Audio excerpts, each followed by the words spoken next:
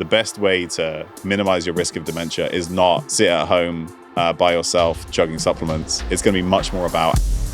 Dr. Tommy Wood is a UK-trained physician. His research focuses on brain health across the lifespan. How things like exercise affect dementia. If some proportion of dementias are preventable, then we must be able to change the trajectory of cognitive function and cognitive decline. What is driving this, and what else should I be focused on or thinking about? How we use our brains is the primary determinant of how they will function. Low HDL cholesterol, high triglycerides, high blood sugar, or high blood pressure. These are all significant risk factors for dementia, and they are effects of...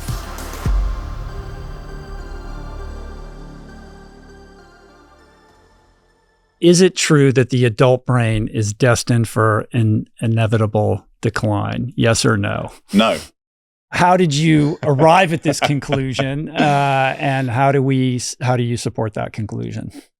Some proportion of dementias are probably preventable. If we think about adult cognitive decline with, a terminal decline to the point where you're no longer able to look after yourself on a day-to-day basis, which we would call dementia, if some proportion of dementias are preventable, then we must be able to change the trajectory of cognitive function and cognitive decline in adults. Is this a controversial position to take in neuroscience or in neurology? Not anymore. Potentially 10 years ago it would have been. But if you look at probably the best supported evidence out there, formalized as part of the Lancet Commission on Dementia Prevention, spearheaded by Professor Jill Livingston. It's now in its second iteration. It was updated in 2024, where global experts in neurology and neuroscience and the science of dementia and the factors that contribute to dementia risk come together and estimate which risk factors are strongly we think we can causally link them to dementia risk long-term that are potentially modifiable. And they estimate that when you sum up all those different risk factors, it's sort of a statistical approach that says, imagine that this risk factor didn't exist at all. What proportion of dementias would we expect to never happen? And when you add all of those up, the number they currently have is 45% of dementias are potentially preventable. And this is published in The Lancet, one of the premier medical journals in the world. So at least 45% are thought to be preventable. And there are risk factors that are strongly linked to dementia risk, are also modifiable, that they weren't yet able to add into their models that, some people think it could even be more than that. Potentially the majority of dementias may be preventable. In certain respects, from a non-scientific point of view, like a very basic, perspective on this whole thing, issues of cognitive decline are on some level a function of a circulatory problem, much like heart disease, right? You have these amyloid plaques, et cetera, that get deposited in your brain are caused, at least in part, by lifestyle choices that produce them, right? So why did it take until 10 years ago to, come to this conclusion? It's a great question. Potentially the treatment of heart disease, and we've gotten much better at treating heart disease in the last 50, 60 years. That has then changed the age-specific incidence of dementia in the population. And what I mean by that is that at any given age, you are now less likely to be diagnosed with dementia than you were 20 or 30 years ago. So at 70 years old or 80 years old, you're less likely to be diagnosed with dementia now than you would have been done previously. And part of that is thought to be because we've gotten so good at treating cardiovascular disease, which is a risk factor both for vascular dementia, which makes up something like 10 to 20% of dementia, and Alzheimer's disease, which has a vascular disease component. And that's, Alzheimer's disease is maybe 60 to 80% of dementias. So at least 70 to 90% of dementia do have cardiovascular risk factors as a risk. And that's something that we've actually gotten better at treating. But even if you go back to the 50s and 60s, the Seattle Longitudinal study, it was one of the first studies where rather than taking a whole population and looking at their cognitive function and seeing, the average 70-year-old has lower cognitive function than the average 50-year-old. And we're talking broad cognitive function if you test multiple different functions, you sort of add them up. This was one of the first studies where rather than just taking a big population and looking at cognitive function across that group, they looked at the same people over a long period of time. And so he brought people back every 7 years and re-measured their cognitive function. And what he found, first, one of the papers they published was that cardiovascular risk factors were strong predictors of change over time. So we knew that back in the 60s and 70s when he first published those data. And then the other thing they found was that the average effect, so more than 50% of people maintained cognitive function from their 50s into their 60s, 70s, and 80s. Nowadays, we call people who do that super agers, right? Because we think it's so unusual. But actually, we knew even back then that the majority of people, sort of 50, 60%, maintained cognitive function into those later decades. And those data were actually used to raise the retirement age in the US in the 1980s. So we've had some inklings of this for a long time. It's just that getting a big enough set of data, finding a systematized way to really sort of put it together and then frame it as prevention rather than these are just risk factors, right? And knowing that if we treat heart disease, for example, and as a result, age-specific incidence of dementia comes down, which is what is sort of like part of the hypothesis of that, then for the first time we can say, oh yeah, if we do something at the population level, we can see changes in dementia risk. Therefore, we can now start to talk about prevention. The statistics bear out a rapid rise in Alzheimer's and dementia. I looked into this. From what I gather, it's due to double in the U.S. by 2060, going from 7 to 14 million.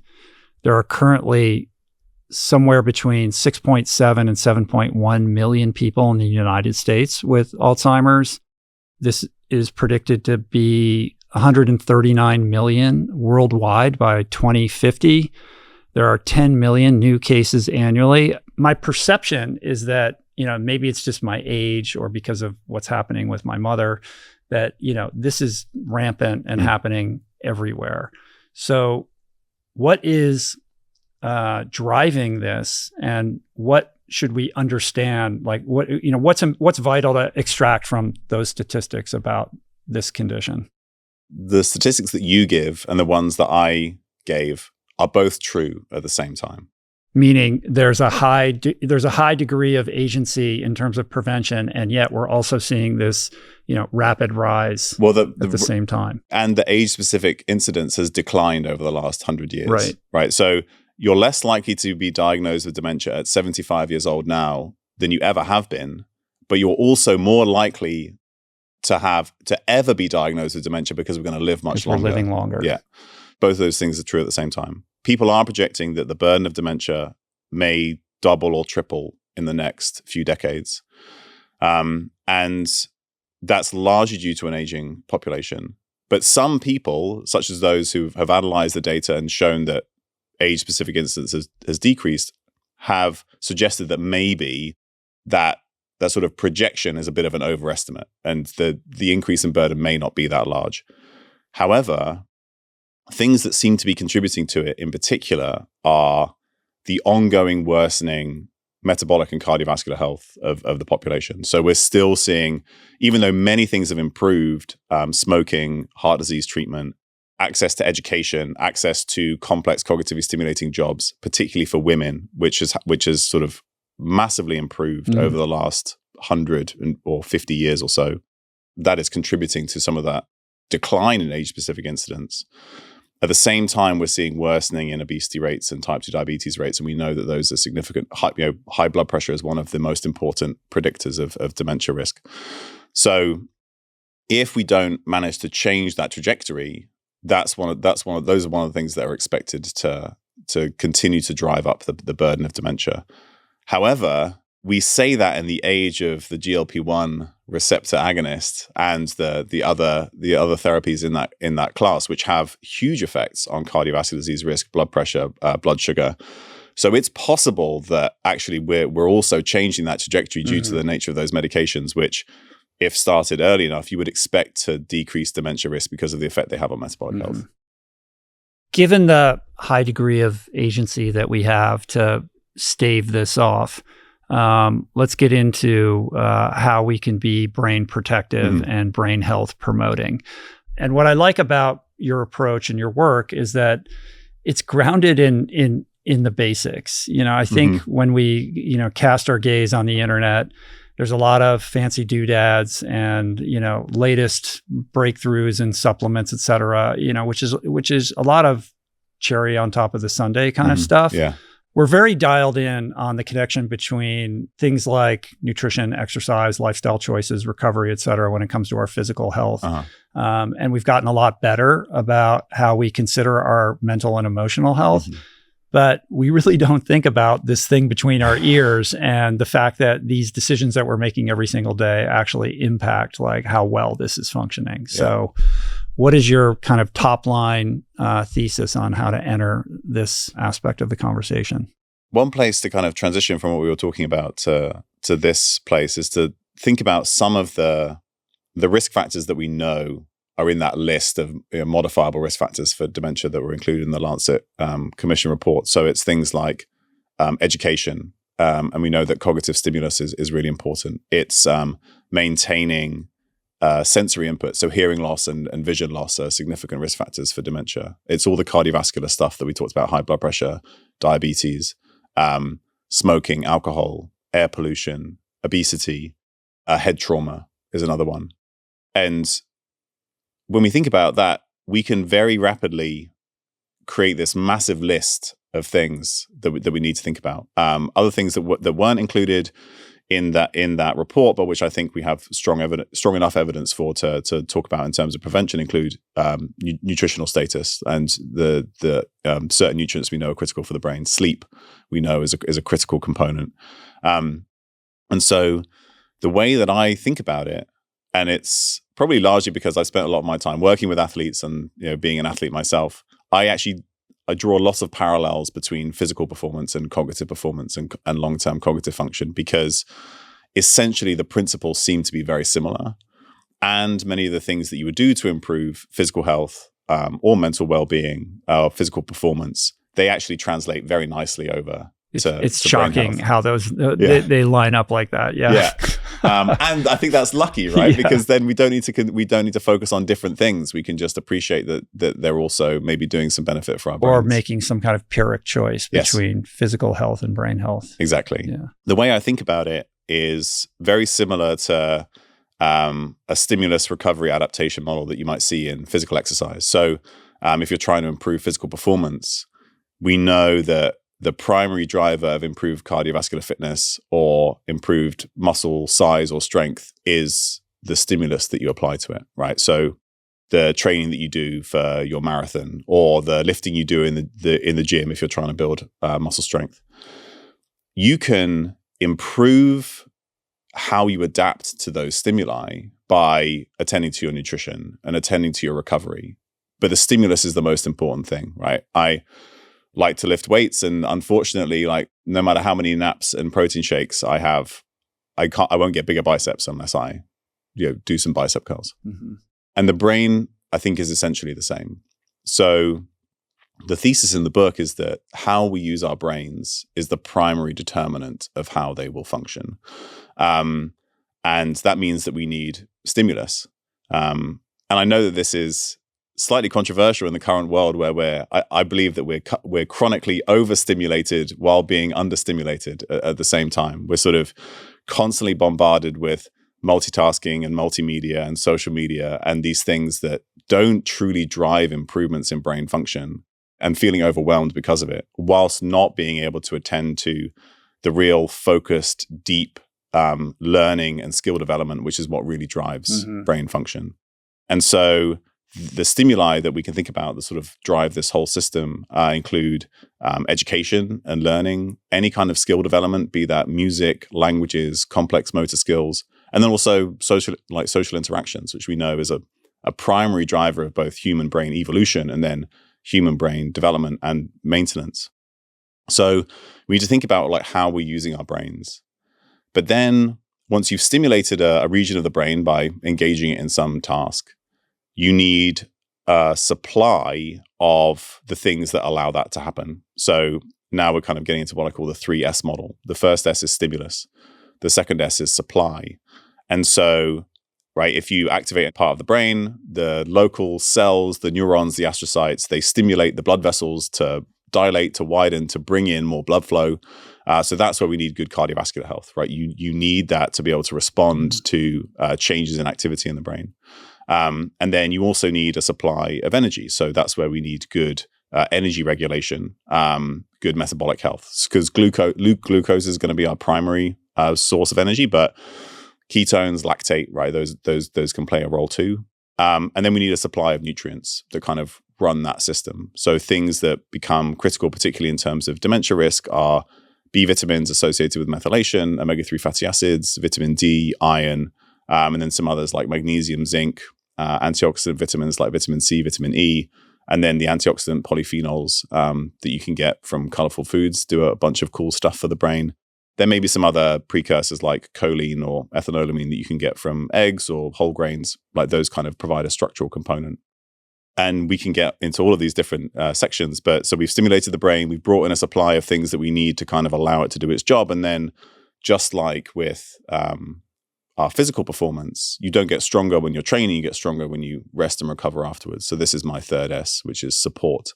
So sleep is a critical part of that. That's when all the synapses that you've generated during the day through your skill learning are cemented and refined to kind of build part of, or like build new aspects of structure and function in the brain. And we can see that with skill learning. We can see the brain change on MRI scans as these sort of processes are driven, even in older adults in their 60s and 70s. Then we can support those processes with what we call trophic factors, so things that like support the growth of synapses and function of neurons in the brain. So one that's produced during exercise is brain-derived neurotrophic factor. Hormones play a role here too. I mean, you had an excellent episode with Lisa Mosconi. That's really her area of expertise, but hormones sort of support brain function as well. And then we want to avoid things that kind of inhibit that adaptation process. So this is where things like alcohol, smoking, chronic stress, air pollution come into play. And so all of these things interact. And the reason why I talk about it in this way is because it's not this massive list of 20 things you need to attend to. Because stimulus drives the processes of adaptation, and stimulus drives the processes of supply, and supply drives support, they interact. Mm-hmm. And what you see quite clearly is that when you change one thing, you change lots of things at the same time. So if you start by stopping smoking, right, you've removed one risk factor, but you will also see improvements in inflammation and improvements in blood pressure, and you're more likely to make other healthy diet choices. For example, we know that happens. Or if you start to sleep better, again, blood pressure improves, and the next day you feel more social, and you're more likely to engage in cognitively stimulating tasks. So I think about it this way, so that there's an in for everybody, and that in could just be one thing. Mm-hmm. And then the whole sort of network starts to shift in your favor. Mm-hmm. There's so much in there. Don't worry, we're going to tease out all of these things individually. But I really like this paradigm, this 3S model of brain health: stimulus, supply, and support. And within that, you canvassed exercise, nutrition, challenging your brain, mm-hmm. Stimulating it in various ways, supplementation, et cetera. Within the hierarchy of those respective pillars, mm-hmm. what is, to your mind, like the most important, or is that too reductive? like you have a whole kind of thing in your book about like the problems with the reductive nature of science, and yet you get asked these questions that are compelling you to kind of reduce these things down. So this is actually another part of the question that you asked earlier, which is why haven't we started to think about dementia prevention in this way until very recently? And I think part of it is because we've been chasing down one reductionist pathway, which is the amyloid cascade. And then that's kind of, I think it's distracted us a bit. Not that that's not important, right? That should remain a part of mm-hmm. our whole picture, but it's kind of, it drew resources and attention away from these other things that we can talk about. The answer is that it's going to differ from person to person, of course.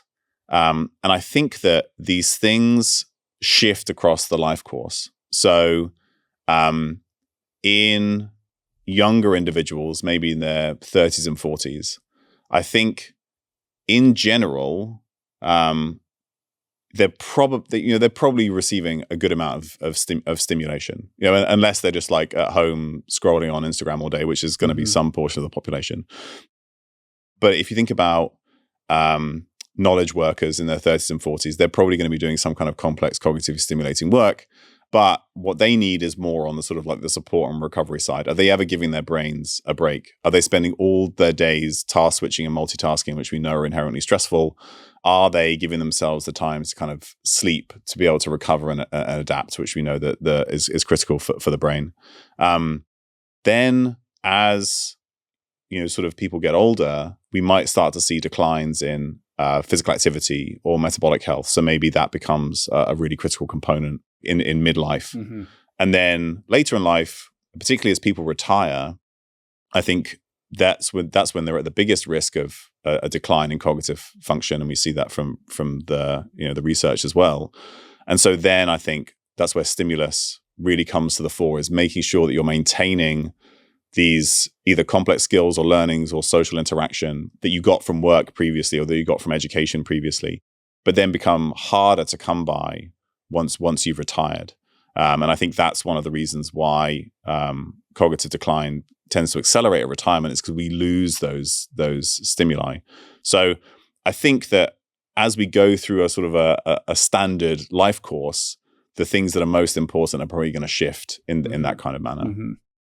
Yeah, the stimulus aspect of this is very interesting. The idea that we're overstimulated in all the wrong ways and understimulated in the right ways, like just scrolling on Instagram or offloading the synthesis of information or the processing of information to AI. Mm-hmm. Like all of these things are basically harmful to our long-term brain health. Mm-hmm. We think that we're engaged in these tasks, but we're just basically kind of short-circuiting our ability to problem solve and to do the deeper kind of thinking. And in our distracted, we're just so increasingly distracted now that, there's great opportunity for somebody who can carve out, nobody, you can make your way in the world better than ever right now because like the competition is like all distracted, right? Yet, when you think of that from a population level, what is that doing to, millions, if not billions of people? Like, fast forward 30, 40 years from now, and what are our brains going to look like? Because we haven't really had to do the kind of problem solving that historically we always have. Yeah. Like an important place to start is that these technologies aren't inherently bad. It all comes down to how we engage with them, right? So there's even some evidence to suggest that something like 5 minutes of scrolling on Instagram, as long as it's not making you mad because of some emotional, political information, or as long as it's not only exposing you to people who are richer, better looking, more successful than you are, which sort of like makes you inherently feel worse about yourself, that has sort of like triggers effects in our physiology that can negatively affect our health. If it's just like you spend 5 minutes looking at dogs doing funny things, which is a lot of my Instagram feed, right? That can actually be a real mental break that would allow you to go back and do hard work. But the problem is that's not how we're using it. We're using it for extended periods of time, plus using it while we do something else, right? So you're scrolling on Instagram while you've got Netflix on, or while you're doing emails, or while you're in a Zoom meeting. And what you see, there's some really interesting studies where they look at how much people multitask across different multimedia in that way.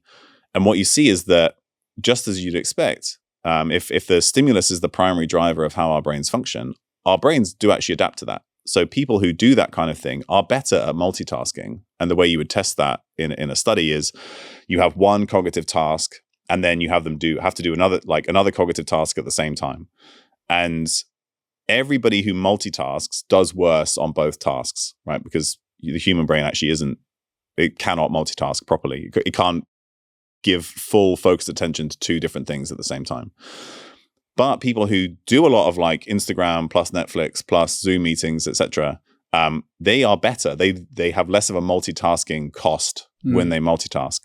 The problem is that other studies show they're also more distractible, because their brains have learned to stop filtering out information from the periphery because they're trying to attend to multiple things at the same time. So, and then the result is that we're distracted, right? And it impairs the ability to actually do the deep work. Exactly. Because you're not acclimated to it. Yeah. But this is, again, it's just the brain responding add to the stimulus, right? You're training it to do this and it gets better at this, but there's a trade-off, right? Just if you want to be an elite level marathon runner, you're not going to be a super heavyweight powerlifter at the same time, right? And this is the brain, like you're training it to multitask. So therefore it's less good at deep focused, like attention driving work. So then it comes down to how are we using these tools? How are we using technology? And right, the other example that is going to come up, just like you kind of mentioned, is AI, right? Anything we say about AI is probably going to be completely obsolete in 2 months' time. But I think again, there's like a framework that we can use. And some of this stuff was proposed more than a decade ago by a colleague of mine called Ken Ford, who's an expert in AI, and like back when AI wasn't even a thing. He talks about this idea of cognitive prosthetics versus cognitive orthotics. And orthotic is something that you use to enhance or support your current levels of ability, right? So when I think about orthotics, I think about shoes for individuals with cerebral palsy, right? If because of issues with motor control, they're unable to walk, but you give them the right orthotic, they can walk. You've enhanced their capacity. Whereas you use a prosthetic to replace something that you don't have. You have a prosthetic leg because you're missing part or whole of your leg. We are at risk of using AI as a prosthetic instead of our brain as if we didn't have one. And we know that when we don't continue to engage those skills or things that we're using AI to do for us, we will lose those functions or we'll never develop them in the first place. But we could use these tools as an orthotic. We could say we do the work ourselves, right? And there are some initial studies on this with students writing essays. This is one study that sort of like blew up the internet, was an essay writing study at MIT. So the students who ended up doing the best were the students who wrote the essay first themselves, and then afterwards they got access to an AI tool. And then you're saying, how can I improve this? What can I do better? What have I thought about? What have I missed? And then you take that information and you integrate it back in yourself, right? So all of that requires you to do the work. It requires you to be engaged. But you could use these tools sort of like help you learn and expand your capabilities. But it's all going to come down to how we choose to engage with them. Yeah. Are you using them for the purposes of offloading or synthesize it? Like if you're using it as a tool and then you're doing the synthesis yourself, the heavy lifting of like, how do these pieces fit together?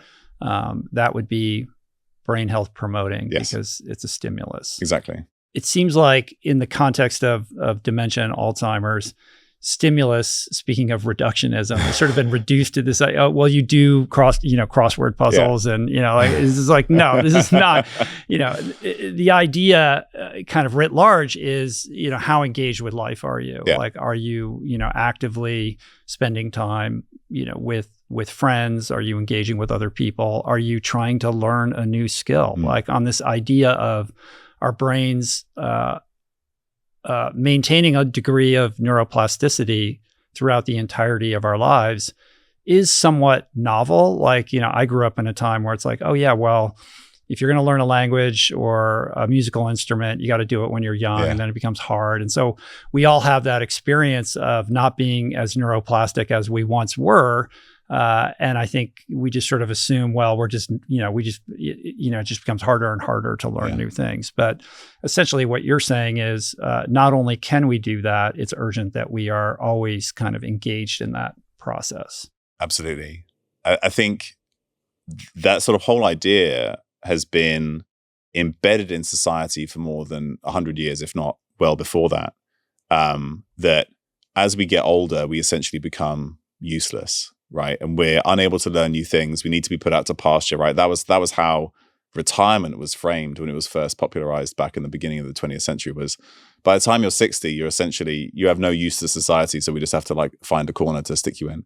And we've embodied that as a society. And therefore, this is something that we expect. Right. There's this idea of stereotype embodiment theory, which is that if we expect aging to be associated with a significant loss of physical and cognitive function, we will know we stop engaging with the things that maintain physical and cognitive function. Oh, I'm too old to learn that. Yeah. Oh, I'm too old to lift that. A vicious cycle. Yeah, and it becomes a vicious cycle, exactly. So what you see is that even in people in their 60s, 70s, 80s, when you do a randomized controlled trial of language learning or music learning or physical activity, you can see structural changes in the brain. You can measure improvements in cognitive function. The brain is still plastic at those ages. It's true that learning is potentially slightly harder and takes a little longer than when you're very young, but that's not because the adult brain isn't capable of change. It's because you have shaped your brain to allow you to best function in the environment that you've put it in, right? So you don't want it to be like really, really malleable because it's already become the person that you are, right? And that's what you want. So it's capable of change. You just have to engage in the processes that drive change, show your brain that it matters, and the way to do that is by truly focusing on something. And then that change will happen, and we can measure changes in both the structure and the function of the brain in regions that are susceptible to the processes of aging, that become dysfunctional or lose volume in the processes of dementia. So we can see even late in life, we can change that trajectory if we engage in these different, true sort of cognitive stimuli. Yeah. I've been sleeping on my Birch for many years now. And what I have realized over time is how much my day actually starts the night before. When my sleep is solid, shocker, everything feels steadier. My energy, my focus, my mood, you all know what I'm talking about. So your mattress matters. And with Birch, I sleep cooler, I sleep deeper, and with a kind of quiet ease that I don't think I really had before. I don't love the idea of spending a third of my life surrounded by synthetic foams or off-gassing materials, so I appreciate that Birch is made from natural, responsibly sourced materials, comfortable, but also built to last. Birch mattresses are thoughtfully designed, they're stylish, and they're crafted with organic fair trade cotton and natural latex, all chosen very intentionally to support better, more restorative sleep. Birch also gives you this amazing 120-night risk-free trial, so you can truly see how your body responds, and they stand behind their work with a limited lifetime warranty. I want all of you to experience what I get to experience, which is a deep, restful night's sleep with a new mattress from Birch. Go to birchliving.com/richroll for 20% off site-wide.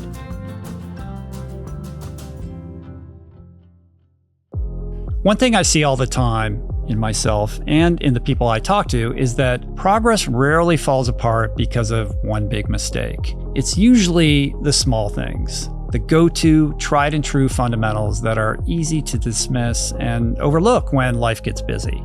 For me, one of those under-the-radar fundamentals has been fiber. Most people think of fiber as just digestion and gut health, but it turns out that fiber plays an enormous role in overall health, like stabilizing energy, improving nutrient absorption, and ultimately influencing how well your body recovers and performs. And the shocking part is that nobody is talking about this, while nearly 95% of people in America continue failing to get enough, wondering why they don't feel as good as they could.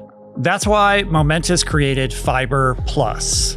Here it is right here. And what I appreciate about this product in my hand is that it is designed as a foundation, something that helps everything else you're already doing work better. If you want to improve performance at the source and eliminate the guesswork, here's what you're going to do. You're going to shop Momentous Fiber Plus, and you're going to do it by going to livemomentous.com. And there you will get up to 35% off your first order when you use a super secret code. Don't tell anyone. The code is RichRoll. We develop these neural pathways and preferences over time and, kind of like groove these ruts in our brain. And we know what we like, we know what we don't like. And the older we get, we're more kind of calcified around like doing anything different or new. We're more resistant, right? as an athlete, like I want to do the things that I'm good at, that I know how to do. Like I want to go trail running and I want to go swimming and, but what I probably should be doing is taking a jujitsu class or an archery class or, trying to develop a new skill where, in something that I'm not good in. Yeah. There's this interesting thing that you see in adults, which we've all experienced, right, compared to kids. And I think this is one of the reasons why kids learn much faster than adults do, is that the primary driver of neuroplasticity is errors and making mistakes. So when you are experiencing the world, you're not truly experiencing the world, right? You're experiencing a prediction that your brain has of the world as it happens around you, because everything happens on a slight delay. Mm-hmm. So because of that, the brain is constantly looking for errors, mismatches between expectation and reality. And you can measure these mismatches with like an EEG, electroencephalography. You can measure electrical activity in the brain. You can see when the brain notices something that it didn't expect. It's largely driven by like a drop in dopamine and a few other things. But then that's what drives change, because the brain's like, oh, hang on a second. I didn't get that right. I need to create new connections. I need to shape something differently in order to improve my prediction in the future. And we see this from learning research as well. Like what helps people learn faster, and one of the most important things is making mistakes, is making errors, because it drives those processes. That's why a lot of neuroplasticity is driven by neurotransmitters like noradrenaline and dopamine. And these are catecholamines. These are stress hormones, right? So it feels slightly uncomfortable, and that's part of the point. This is your brain attending to something important and diverting resources to change in response. So what that means for us is that we have to do things that put us in a position to make mistakes or to fail occasionally, right? You don't want to fail all the time, because it becomes very demotivating. But somewhere you can see progression, but occasionally you're sort of like pushing at the edges of your current capability, because that's what drives neuroplasticity. But adults hate that, right? Anytime you think about doing something, right, you go to a jiu-jitsu class and you're like the bottom rung of the ladder, and like people are going to kick your ass and throw you over their shoulders, and like you're worried about injury and all these other things, or you're worried about looking stupid. But it's putting ourselves in those situations where we have the capacity to try, fail, learn, go back again. That's what's really driving those changes in the brain. So we need to kind of lean into that discomfort. Yeah. This is not the retirement that I was envisioning for myself. The idea that like the work is never done, the principles that drive growth and evolution for mental health, physical health, et cetera, like apply to the brain. And there is no destination or endpoint to this. And if you want to protect your brain, you have to get out of your comfort zone and, do things that you're not good at and fail, et cetera. So if you are somebody who is hamstrung by this notion of failure or being in a vulnerable situation, perhaps a mantra is to think of it like differently as, a brain health promoting kind of exercise that you're supposed to fail. If you're failing, then you're succeeding, because this is, enlivening your circuitry and activating your neuroplasticity. Absolutely. And I think this is where the right social context can make a big difference as well. Right? We know that social connections are an incredibly important part of this. So having other people who are willing to do this with you, you join a class where everybody's a beginner and you learn together, or you and a friend go to jiu-jitsu together and you can laugh at each other as you like fall over and try and figure stuff out. That's going to help people feel a little bit more comfortable doing it. Of course, like some people will just like go and try it and they'll lean into it and do great. But giving yourself a social context to do this and like feel supported and learn together, I think that's going to add another layer that might make this a little bit more palatable to people who could already feel uncomfortable thinking about it.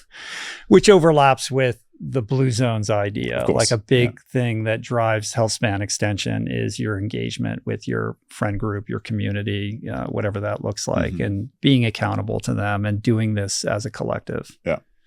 Let's talk about exercise. How important is movement to brain health? Why is it so important? And how should we think about this?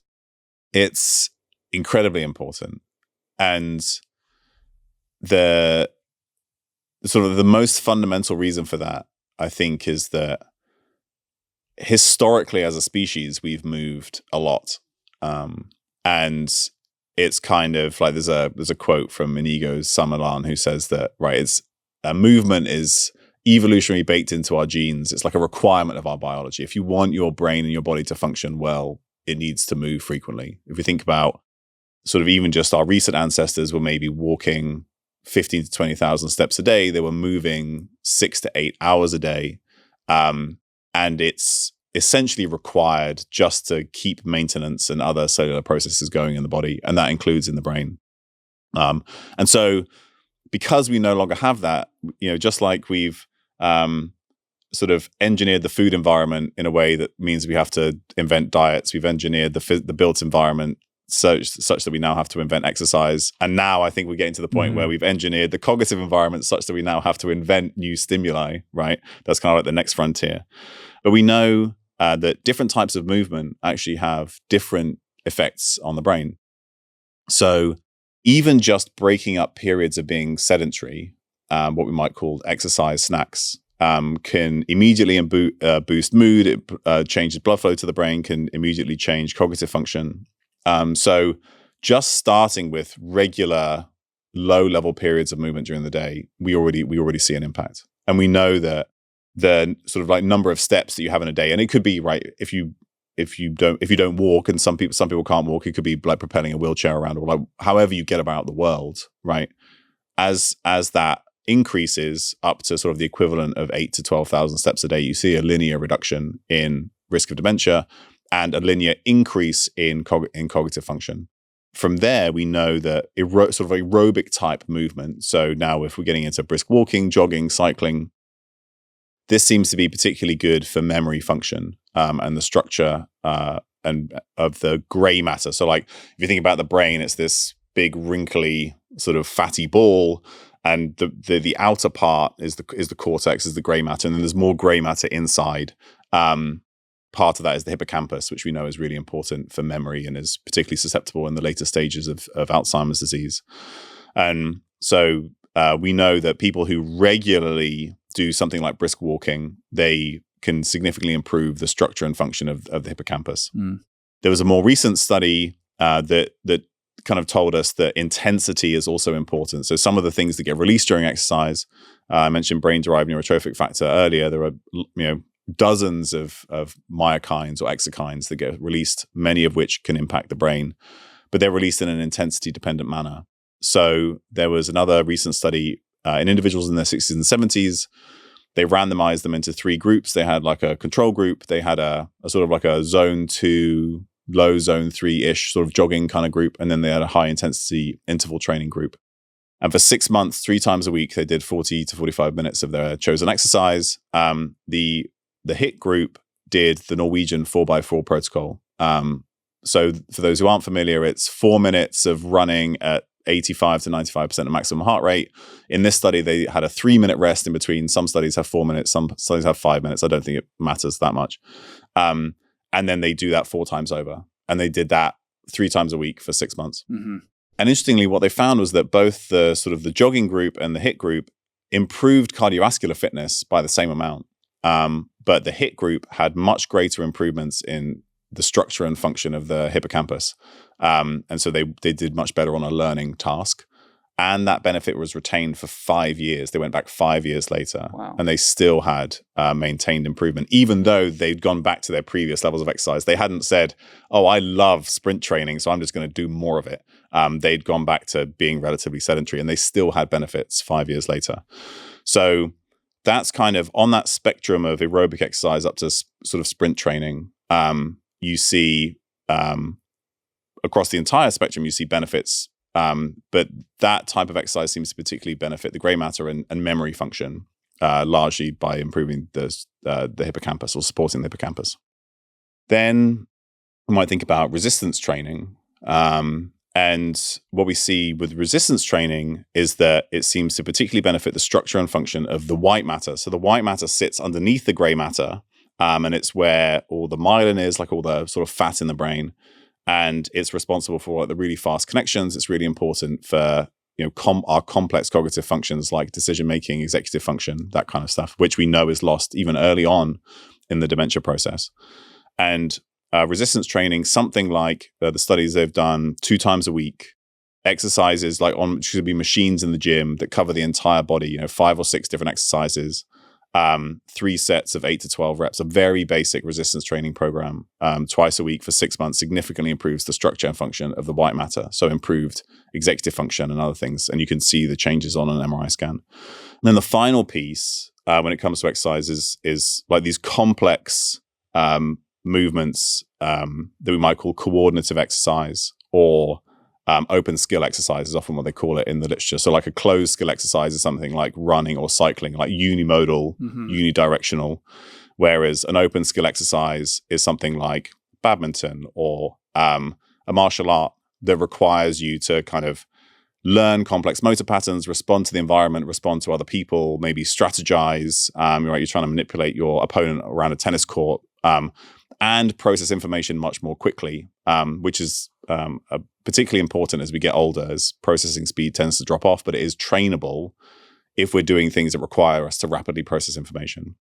And this seems to be the best way to support sort of overall cognitive function, depending on which kind of meta-analysis of the studies that you look at. And so that stuff, like I said, ball sports, team sports, board sports, martial arts, dancing. Dancing is often like wins out across, compared to almost any other activity in terms of supporting both mental health and cognitive function. So to then kind of like fit all that stuff together, we can think about just moving regularly throughout the day. Doesn't have to be particularly intense, just to kind of break up extended periods of sitting. If we can make our sort of aerobic type training something that has a coordinative component, right? So and especially if it has a social part, right? So rather than just going jogging, maybe you play soccer or you play badminton or even like table tennis. Then I think you can get some additional benefits there. Plus, maybe once or twice a week you do some kind of resistance training. Once or twice a week you do some kind of sprint training where essentially you're just the goal really is to generate lactate. Lactate goes into the brain, switches on production of brain-derived neurotrophic factor. And so it doesn't really matter what you do. It's just something that, gets the heart rate up, you feel the burn a bit. And that could be even part of your coordinative exercise, right? You get a lot of stopping and starting and sprinting in some things like, badminton or tennis, but something like that. So regular movement, some aerobic sessions being that kind of complex coordinative movement. And then once or twice a week, you do some kind of more intense, sprinting a few times and some kind of basic resistance training program. That kind of hits all of those things based on what we know. Even late in life can significantly improve and maintain brain function. Essentially what you're saying is it's a yes and approach. It's a buffet. It's not about, the Norwegian, protocol necessarily. Yeah. That's one piece in a larger whole that encompasses every kind of form of exercise that's, driving you effectively forward. So aerobic exercise, resistance training, dynamic movements, and high intensity work, right? Yeah. And finding a balance. And then the very kind of like low output walking, type of activity. All of these things are important for different reasons that impact the brain in different ways. And if you want to be as comprehensively brain healthy as possible, you have to, attune yourself to all of these different forms of activity. Yeah, there's a couple of important takeaways there. One, first, it's worth mentioning that as much as possible, we want to avoid this kind of like what Daniel Lieberman calls the medicalization of exercise, right? And this happens when I cite a specific study and you're like, oh, well, then I have to do Norwegian 4x4 like to benefit my brain. But like, that's not the case at all. There's a lot of confusion around the Norwegian 4x4.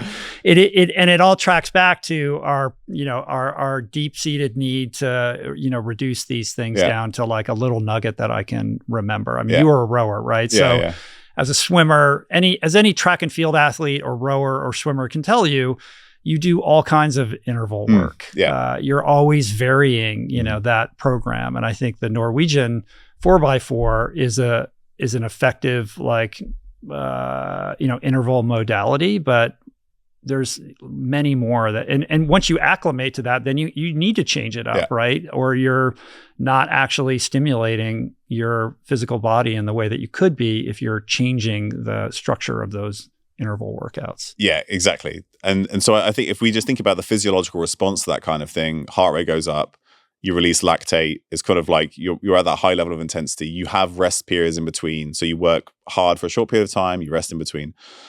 That's essentially it. You're going to be driving those physiological responses. If people need like specific protocols, like I provide several in the book that have evidence behind them, but in reality, it's just move really, really quickly, rest a bit.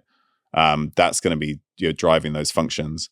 Then the other thing to kind of take away is that there is sort of these core principles across all these different types of activity, but how you choose to do that is entirely up to you, because you'll get similar benefits from dancing or badminton or even your martial arts, jiu-jitsu, right? Because it is doing all those same things in terms of like the pathways it's activating. So you can pick one that you enjoy and you want to get better at. And so, like you said, it is a smorgasbord and you get to pick and choose. But don't enjoy it too much or you're going to get stuck there, right? Like, that's the thing with me. Like, do I really want to, play pickleball? No, I want to go do the thing that I know how to do. You know what I mean? I don't want to, I don't want to be bad. Yeah. Okay. Yeah. So then, of course, we go back to the previous thing, which is try and find something maybe where you've got something to learn. You're going to sort of lean into that little bit of discomfort, especially in the complex coordinative stuff, because I think that's going to give you extra bang for your buck. On the resistance training aspect of this, there's a lot of discourse now around longevity extension and the importance of maintaining your muscle mass. So when you think about resistance training, what's more important, muscle mass or is it functional strength? How do you parse those two ideas? In general, your strength is proportional to your muscle mass. So when you're building one, you tend to build the other. As we get older, often you train strength more than you train muscle mass. But in reality, what you want is to have like the sort of like the immediate benefits, like just like moving having muscle and moving it. Right, we release things that go and support the brain. It's important for blood sugar regulation. Our muscles are our biggest blood sugar sink. For most people, I think that any kind of resistance training is going to get you both at the same time. When there are some interesting population studies where they look at strength and they look at muscle mass and they look at the relationship to dementia or heart disease risk or mortality risk. And what you see is that at high levels of muscle mass, you almost start to see risk increase again. There have been some studies out there that say that at very high levels of muscle mass, you have a higher risk of cardiovascular disease, a higher risk of all-cause mortality. The problem is that those studies don't determine how you gained that muscle mass in the first place. So if you gain that muscle mass through resistance training and exercise, your muscle mass increases in line with your strength. And we know that strength, at high levels of strength, you don't have an increased risk of disease. Like the higher your strength, the better, essentially. So what you're seeing at the population level is that some people just gain more muscle mass because they've gained more total mass.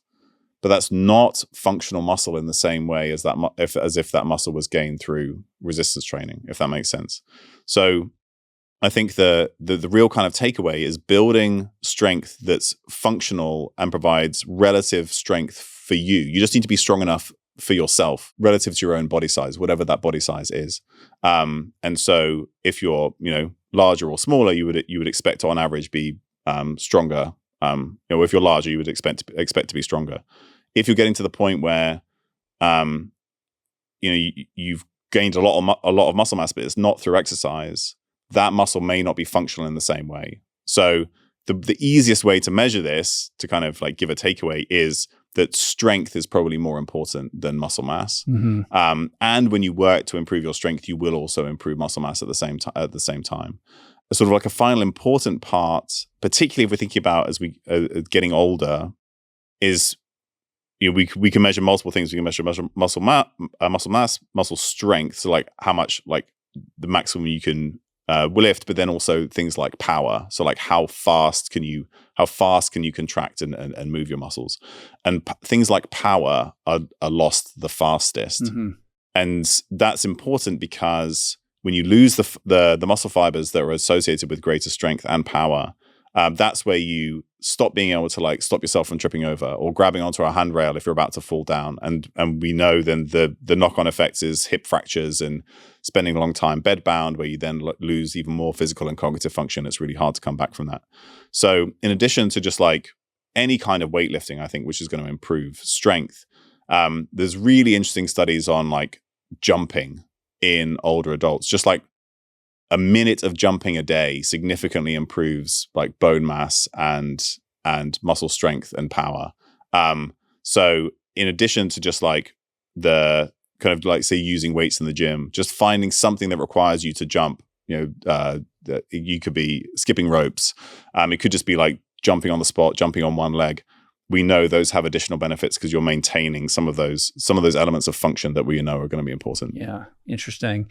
If you are weightlifting like a bodybuilder, but you're not thinking about speed, acceleration, or compound movements, like don't we sort of want to be like Ido Portal or take Kelly Starrett's advice and make sure that we're supple and able to, bend in all the right ways and move quickly, laterally, forward, backwards, and all these sorts of things that just a, straightforward weightlifting, in the tradition of bodybuilding, is really not going to do the trick. So luckily, I don't think those things are mutually exclusive. Actually, doing even traditional style bodybuilding work can help to maintain mobility and stability. So if people are just getting into resistance training for the first time, the safest and easiest and best way to do it is to train like a bodybuilder.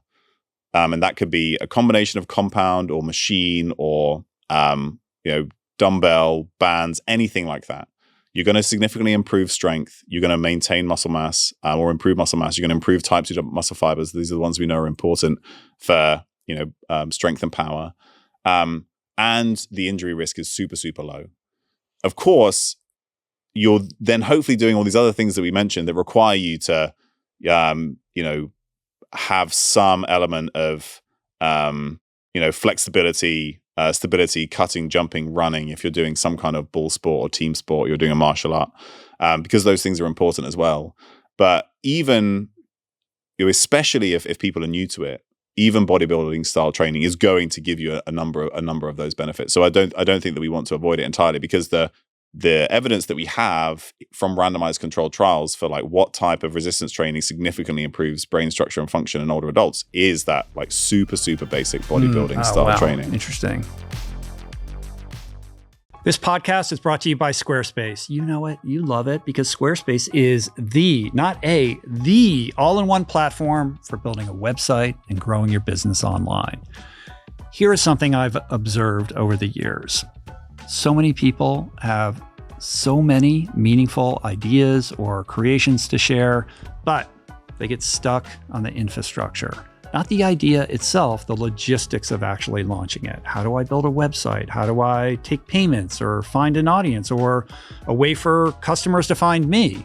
Well, Squarespace removes all of those obstacles. You can build a beautiful professional site using their templates or Blueprint AI, which generates a custom design based upon your specific goals. You can sell content, courses, videos, memberships, all behind a paywall, handle scheduling and invoicing without outsourcing to 5 different platforms. The barrier to entry for sharing your work has never been lower. The tools exist. What's left is mustering the courage to actually put yourself out there. Head on over to squarespace.com/richroll for a free trial. And when you're ready to launch, use code RICHROLL to save 10% off your first purchase of a website or domain. Every once in a while, you witness something come into being that feels bigger than a product. And honestly, I got to tell you, that is how Go Brewing feels to me personally, because a few years back, I spoke at this event in Illinois. It was called Go. And it was all about taking inspired action in your life. And I had no idea that something from that day would land so deeply with Joe, the founder of the event, or that it would eventually become the spark for his next mission, which is reimagining what social drinking could look like. What impresses me the most is how seriously the entire team at Go takes their craft. These guys spent years testing thousands of batches in their lab, and the results reflect that. They've received gold and silver medals at the Best of Craft Beer Awards in the past 2 years. Their lineup is thoughtful, it's distinctive. I mean, look at the design on these cans. Have you ever seen anything like this? I mean, very cool. The alcohol-free movement is officially here. I'm definitely and officially here for it. And now I think it's a great time for you to officially get into it, because if you go to gobrewing.com/richroll50, you, my friends, will get 50% off your first subscription order to Go Brewing's Beer Club. Advertisement over, beer drinking begins.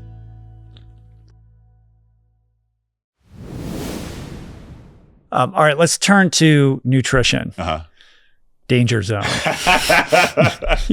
No matter what you say, you're gonna get shit from people. But I like the fact that you've done a great job of not being reductionist here. You're not talking about any particular diet being the best, and you have a principled approach to how you think about the way we should be thinking about what we put in our mouths. So how do you want to kind of introduce how you think about food? So I think about food in terms of sort of three again kind of interacting features of a diet, say, and those are the nutrients, the energy, and then the pattern of the way that you eat that allows you to maintain good intake of the nutrients that you need, as well as adequate energy intake. In the kind of the modernized, westernized world, I think energy availability is probably the right now seems to be the most important lever that we need to consider when it comes to long-term brain health, mainly because of all the things that we talked about earlier, right? We know that there's an increasing rate of prediabetes, metabolic syndrome. These come with high blood sugar, high blood pressure. These are significant risk factors for dementia. We know that people who have metabolic disease have an increased risk of multiple types of dementia. And this is something that really we're at risk at a population level because of the food environment. You do see, and this is relevant to athletes and longevity sort of focused people as well, you see this like bell-shaped curve between the amount of energy that we have in our bodies, amount of energy availability we have in our bodies, and the sort of the structure of our brains, something we call brain reserve, which is essentially a fancy way of saying how much brain do you have in your skull. And the more, the better, usually. So at the high end, we know we have lower brain reserve, higher risk of long-term cognitive decline and dementia. We see that based on blood sugar or blood pressure, or like central adiposity, like a high waist to hip or high waist to height ratio. But we also see the same thing at the low end. And this has come from sort of big population studies across multiple populations around the world, including some hunter-gatherer populations where they don't have access to the kinds of calories that we do. But this is very relevant to sort of like athletes and the longevity groups, because you see that if you have low energy availability, and you'll probably have maybe experienced this yourself, or you've experienced it with other athletes you've worked with, we know that low energy availability or relative energy deficiency in sport, REDS or RED-S, is associated with significant changes in cognitive function, mood, sleep. And at sort of like the population level, those who have, low energy availability tend to have smaller brains, because they just don't have the energy required to maintain that much structure of the brain. So this is relevant for those who are doing very high volumes of exercise, I think, but it's also relevant to those who think that chronic caloric restriction is like some font of longevity. And I think that we have evidence to say that's probably not the case. You need to get enough energy in that you remain weight stable whilst maintaining strength and strength, performance, fitness, all these other things that we know require some amount of energy. So like chronic restriction is potentially going to be bad there, as in addition to chronic excess. If we're sort of like attending to our energy needs, then the next important thing, or which we know is equally important, at least sort of on a global scale, is nutrients that are essential for brain function. So these are all the things that I mentioned earlier are the ones that we have the best evidence for. So iron status, vitamin D status, omega-3, the B vitamins associated with methylation, so the ones that affect our homocysteine level, and homocysteine goes up as our need for these B vitamins goes up. So if we have inadequate levels, homocysteine tends to go up. And so that's B12, folate, B6, and riboflavin, which is B2. And then on top of that, we know there's important things related to antioxidant polyphenols, so the things that make berries purple, like the anthocyanins, or we see similar compounds in coffee and tea, which are associated with a lower risk of dementia at sort of moderate consumption. Chocolate, the roasted skins of nuts and seeds have like similar compounds in them. Then there's things like lutein and zeaxanthin that make your peppers and carrots, or make your peppers sort of red and yellow. The carotenoids, including like beta carotene in carrots. And then things like astaxanthin, which makes salmon and shrimp pink. All of these have sort of like similar benefits, and in terms of they affect gut function, affect vascular function, and they can improve brain function. Some of the best evidence is for blueberries or like dark berries. Dozens of studies showing both acute and chronic benefits in terms of cognitive function with berry intake. And then some of the antioxidants, things like vitamin C, vitamin E, magnesium and zinc crop up frequently as well. All of this to say that I call nutrients the great leveler. Like, these nutrients are important. I want you to have enough of them. I don't mind where you get them from. And I think that matters much less. To your point of not caring where you get them from, do you care if they come from the whole food versus supplementation? I would prefer if they came from the whole food.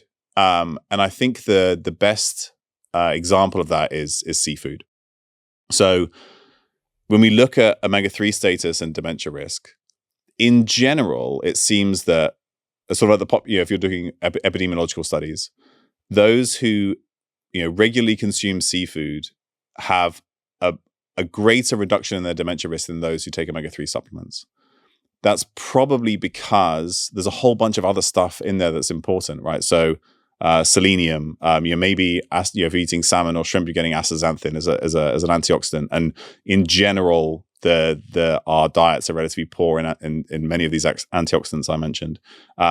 Protein, if you're not getting enough protein in your diet. So, and there's a whole bunch of other stuff. So there's this nice phrase which is nutritional dark matter, where it basically acknowledges that like 90% of what's in your whole foods, we don't know what it is, and we don't know what it does.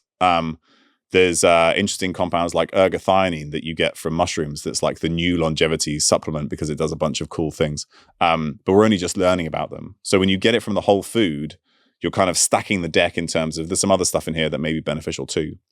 However, there are studies where if you supplement with omega-3s and you're omega-3 deficient, you see significant improvements in cognitive function and the rate of cognitive decline.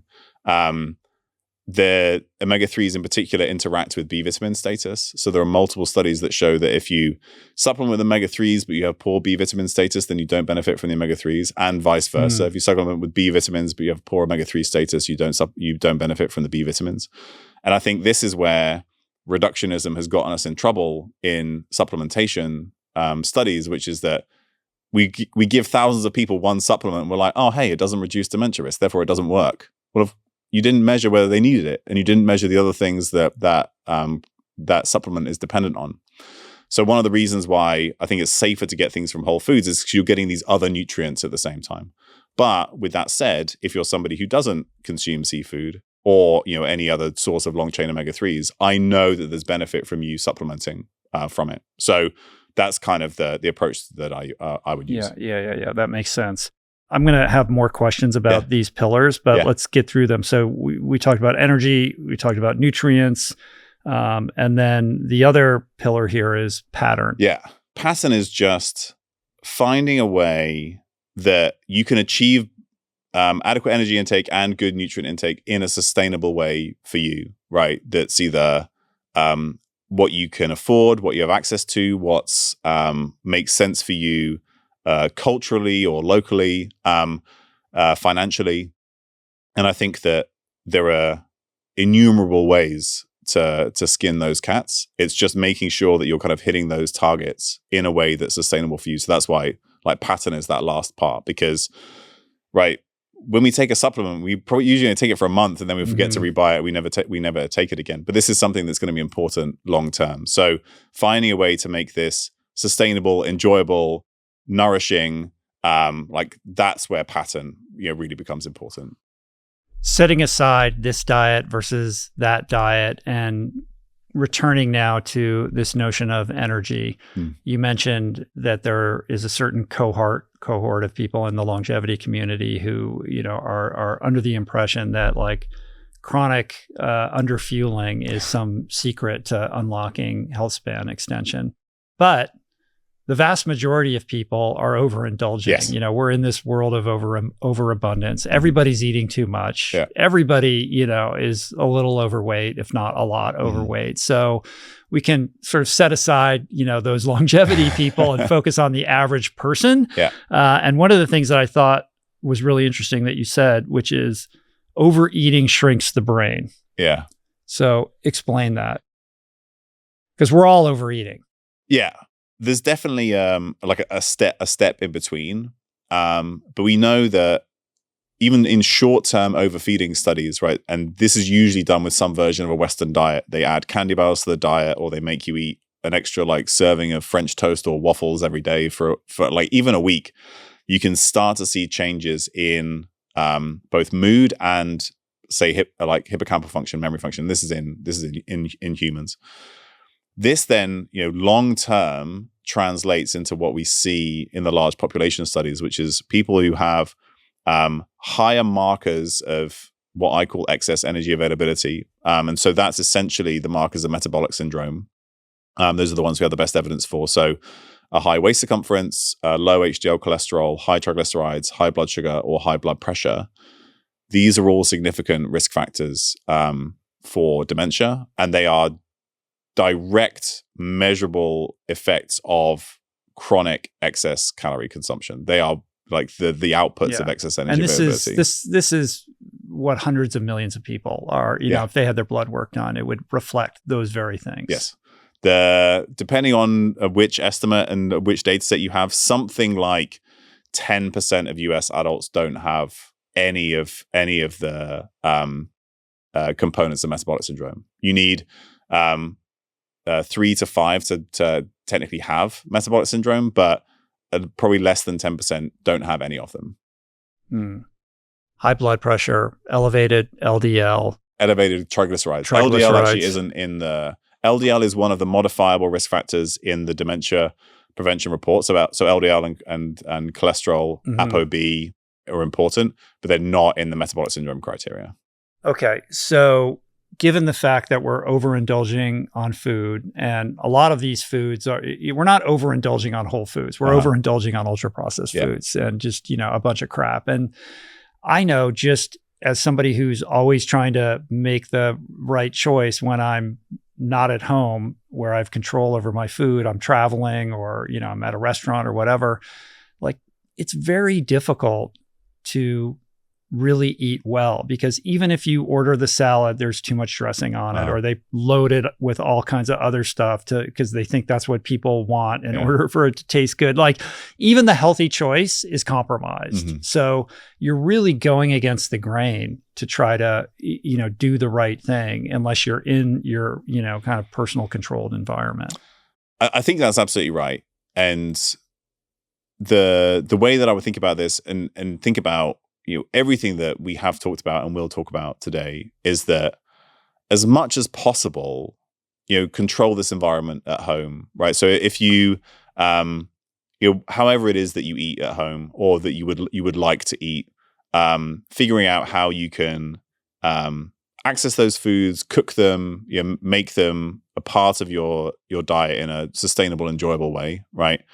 And it's the same with exercise, right? You have your routine, you play your pickleball, you go and you lift your weights. So that when you do go out into the world and these choices are harder, it matters much less because this stuff integrates over really long periods of time, right? So one meal out doesn't make that much of a difference. And we get to the point where, like, I have friends where historically you go, when you're in this health kind of world, everybody goes out to dinner after a conference, and right, everybody's stressed about what they can or should order at the restaurant, right? And I think we want to avoid that because it's a net negative, right? Just like enjoy the moment with the people, and like what you eat that one time makes much less. This is the flip different side of these kinds of conversations, because we're basically pushing people towards this optimization mindset where it's impossible to live up to the standards that are being articulated, and that leads to guilt and shame and stress and all these other things that are obviously at cross purposes with the aim. Yeah, no, and I think that a lot of what I write about in the book is the psychology of how we approach this kind of health information, because that's exactly what I want to avoid. I don't want people to feel like they're not doing enough. We know that people need to do the work, right? We know that you need to find a way to kind of have this sustainable but nourishing diet that gives you the nutrients and that you're not overeating. And we know that you need to create some kind of cognitive stimulus, so you need to lean into the discomfort, right? We know that you have to do those things. But if you get to the point where you're constantly feeling like you're not doing enough, you're not doing well enough, you need to do more, that's an inherent stress in its own way that then negatively impacts your health. And we have studies to support that as well. So I think it's all about doing what you can and like moving things forward and like improving things over time. But then once you've built a foundation, the occasional thing matters much, much less. And the goal would be to avoid getting really stressed about that, right? I've spent most of the last 3 months on the road. I can't eat, I can't work out the way that I normally would, but I know I can't sleep the way that I normally would. But I know that I've created a good foundation by having my base at home to do when I can do these things. And then the rest of the time, like the thing when I can't control it, I try not to worry about it because I know that there's knock-on effects of that worry as well. On the nutrients side of things, you talked about the importance of omega-3, B vitamins, antioxidants in the berries, et cetera. What are some other foods that are brain health promoting that people can just like, I can remember that and I'll make sure I incorporate that into, tomorrow's dinner? Yeah. My two favorite sort of brain health foods are sardines and blueberries. Don't have to be eaten together, though it's an option. Luckily, if you eat a varied, like whole food based diet, so there's a lot of, I talked about interesting structural compounds like choline and ethanolamine. You can get those from eggs, but you can also get them from oats and quinoa and other whole grains. Similar with like phosphatidylserine, you can get from and phosphatidylcholine as well. You can get from soy products. Any of the sort of like colored vegetables are going to give you some smorgasbord of those different antioxidants. We also know that fiber is really critical, right? It's going to support gut health. And then sort of fermented foods in that category as well. So sauerkraut, kimchi, fermented dairy, those will sort of like fit into that picture as well. And then like whatever your preferred protein choices are. I think most people probably overeat on the like refined carbohydrate side. Like we don't need tons of rice. We don't need tons of pasta.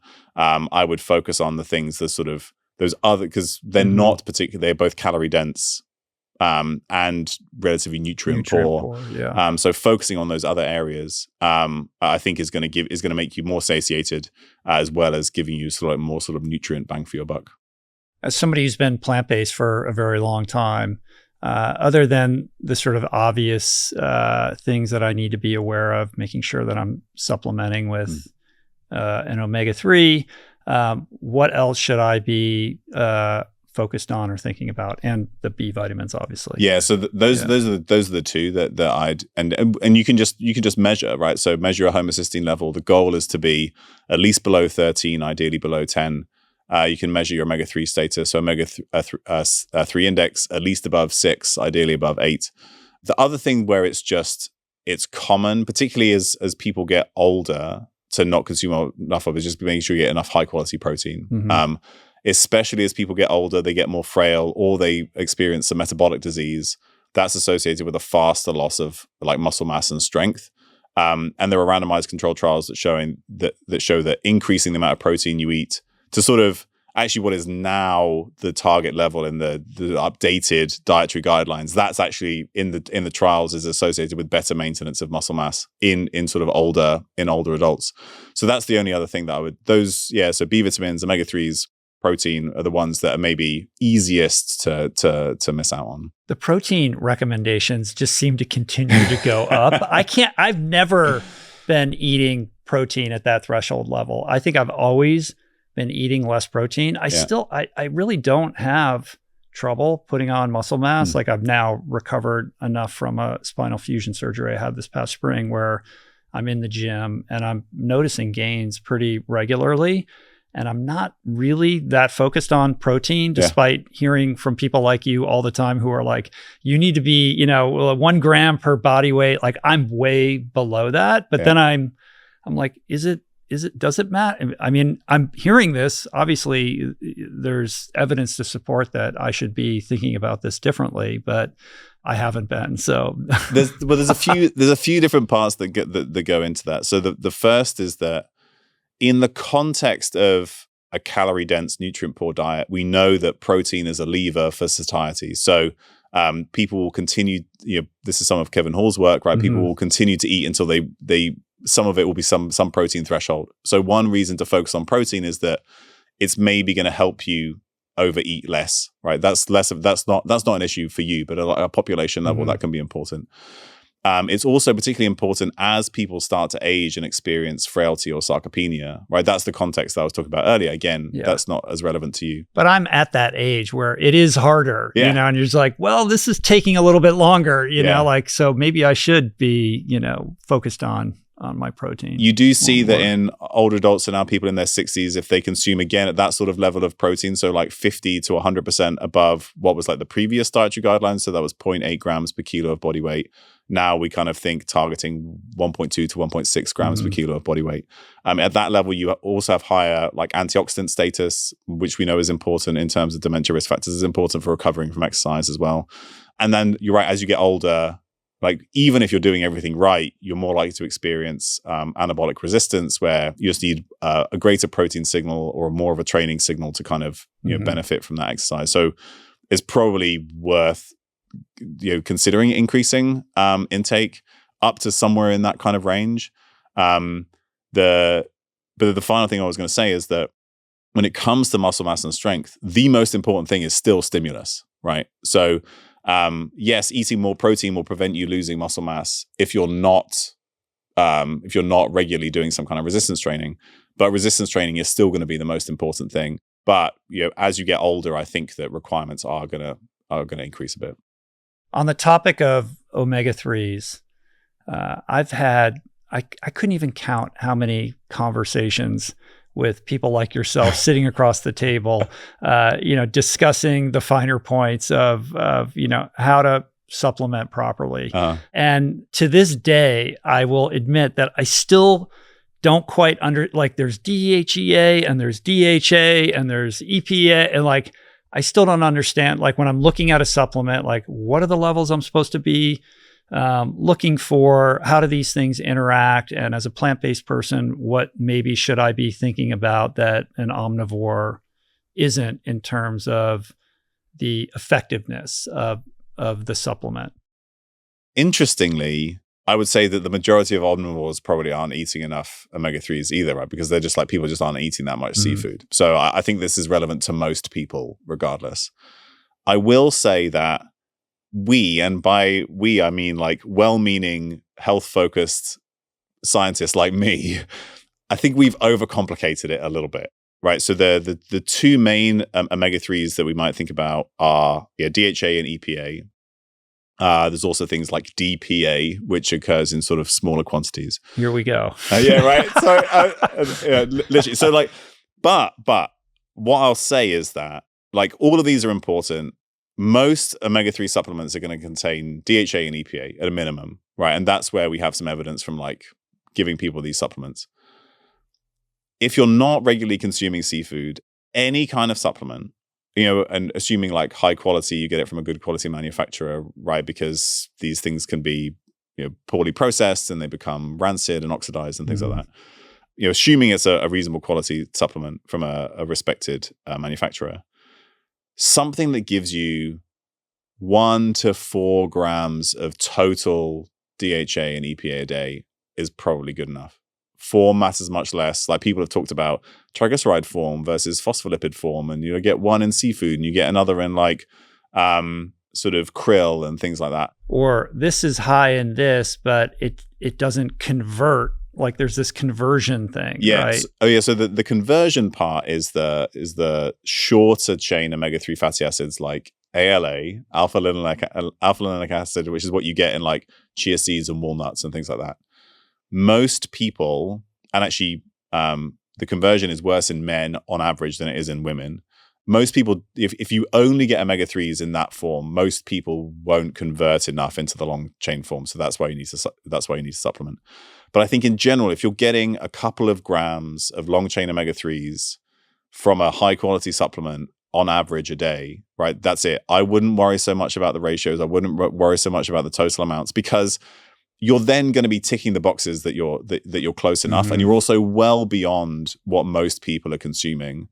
Then the easiest thing that you can do is measure something like an omega-3 index, which just measures the amount of those in your blood and say, am I close enough to a level that we know is associated with lower dementia risk, which would be sort of 6 to 8%, or like above 6%, maybe ideally above 8%.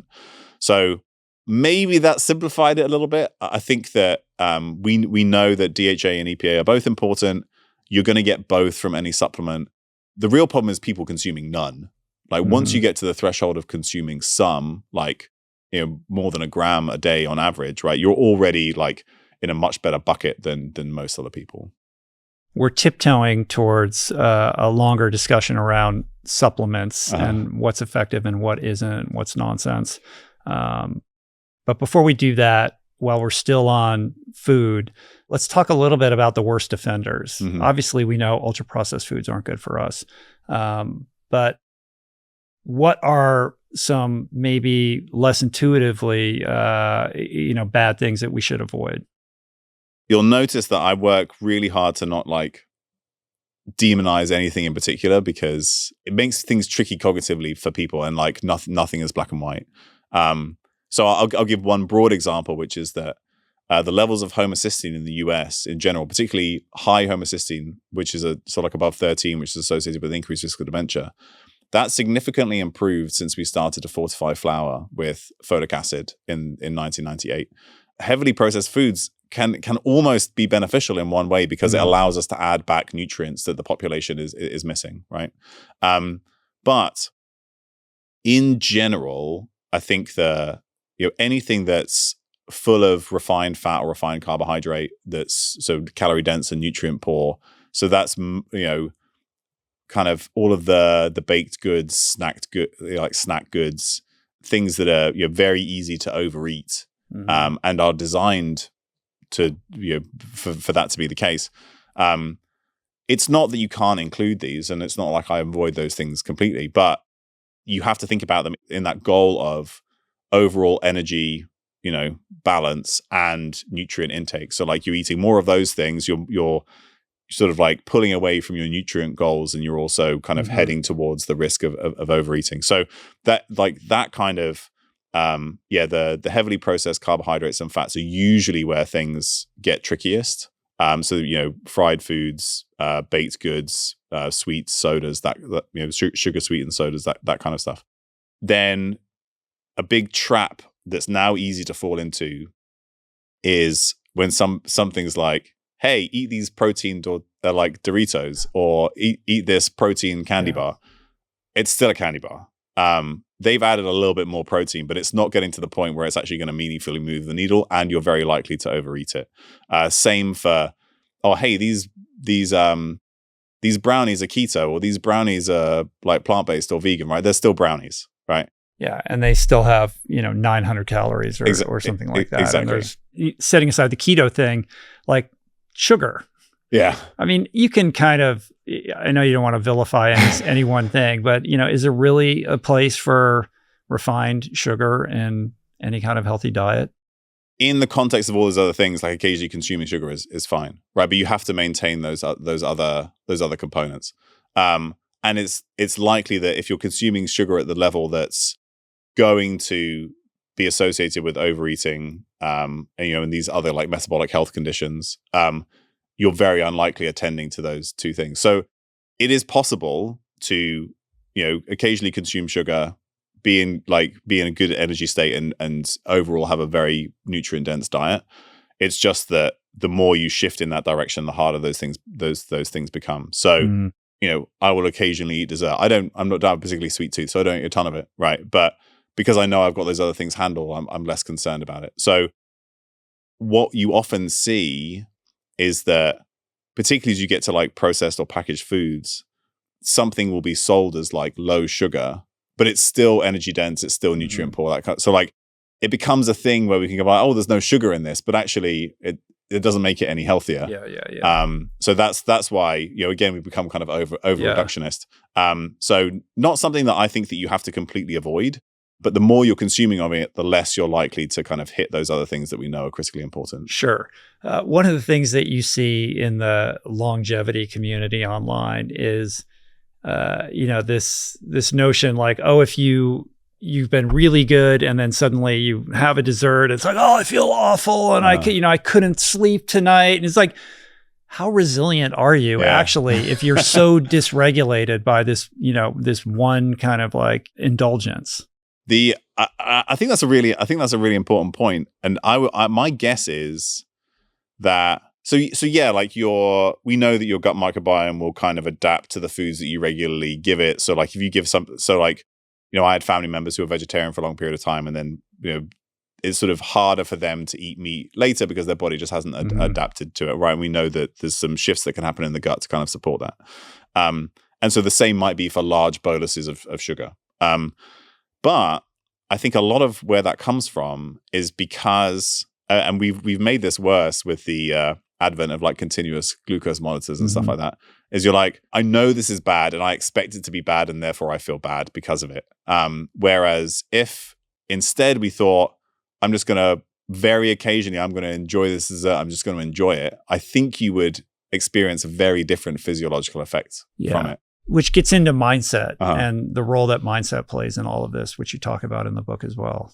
Yeah, so one example that we'll have that you can use here is there's a study by Ellen Langer, which looked at diabetics and brought them into the lab, and because they're diabetic, they're obviously very cognizant of their sugar and carbohydrate intake. They brought individuals into the lab and they gave them a milkshake, and they like look at the nutrients on this milkshake. There was a high sugar milkshake and a low sugar milkshake, and then they measured their blood sugar, and the blood sugar was much higher after the high sugar milkshake than the low sugar milkshake. Like, of course, as you'd expect. The problem is this is the same milkshake, so the stress of anticipating a blood sugar spike, which they know is going to affect their health, right, drove their blood sugar up even higher. And so this is, every time we approach anything like this and we think about, this is going to be bad for me. This is going to be, you might get some benefit. You think it's going to be good for you. But in general, we see that if we think something's going to be good for us, it has like a neutral effect. If we think something's going to be bad for us, it has like a negative effect. This then translates to all the other ways that we can think about health information. So I mentioned earlier that thinking that you're constantly not doing enough can negatively impact your health. And there are some studies that suggest that when you ask people how much exercise they're doing compared to people like them, and you look at those who think they're doing less exercise than people like them, as much exercise as people like them, or more exercise than people like them, people who think they're doing more exercise than people like them tend to live longer and they have better cognitive function. However, this is after you adjust for how much exercise these people are actually doing. And they have they use like activity monitors, right? So there's and the people who think they're doing less end up having like worse health effects. If you're just a narcissistic sociopath who thinks you're better than everybody, you're there's something screwed up actually, about there's that. But it is true. It's like your mind is creating your reality. Yeah, and if you're like, I'm doing great, then you are creating, your own version of greatness in your life. To an extent. And so there is some benefit of this sort of like ignorance is bliss almost, right? So like this is and you've already said this, like this is the risk that we run by sort of overanalyzing health and lifestyle. Because everybody's walking around, let's face it, everybody's walking around thinking they're not doing enough and they're falling short. Yeah. If you have a social media account and any kind of fitness or nutrition stuff happens to come up, we're all judging ourselves against some imaginary standard that we're not even close to living up to. So every choice that we make is a choice of falling short of what we feel like we should or could be doing. And so when you aggregate that over time, what is that doing to our mindset? We're always in a place of lack. Mm-hmm. When you look at things like self-compassion, which you break down into multiple components of self-kindness, mindfulness, and common humanity. You see that, and this is relevant again to like athletes and to like the health of the general population. Athletes who are more self-compassionate tend to be more resilient and tend to perform better over long periods of time because they understand the nature of setbacks. They understand that we're just humans and they treat themselves like they would treat other people. And then that allows them to learn, do better, come back and perform again. People who are self-compassionate in the chronic disease setting tend to have better health outcomes for the same reason, right? They understand that, I didn't necessarily eat the way I would normally do, or that I didn't sleep or exercise the way I normally would. But you know what? I'm human. I'm going to come back and I'm going to do it better next time. And like overall, they tend to see, when they do interventions that improve self-compassion, they tend to see better health outcomes. So like better blood sugar and blood pressure in diabetics who are kind of taught about self-compassion. So what we're kind of told, which is that we always need to do better. We always need to be telling ourselves we're not doing enough. We always need to be pushing through, right? It's actually the exact opposite of what creates a sustainable and well-being supporting mindset, which is that, yes, I know I can improve. Yes, I know there are these things that I can do.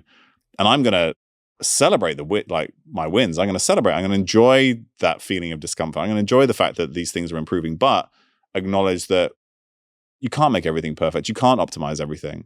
And, we'll slowly get better over time. And then not only are you engaging with the things that will improve your health, but you're also maximizing the likelihood that you'll benefit from them because you're not spending the rest of your time beating yourself up that you're not doing even more. I feel like you just said the quiet part out loud and perhaps the most underappreciated aspect of all of this, not just for brain health, but overall health in this epidemic of loneliness and isolation and disconnection and, kind of a decline in our overall, mental health on a population level. A lot of it stems towards this sense that we're not enough, that we're not good enough. And, we have to go out and, earn belonging and acceptance.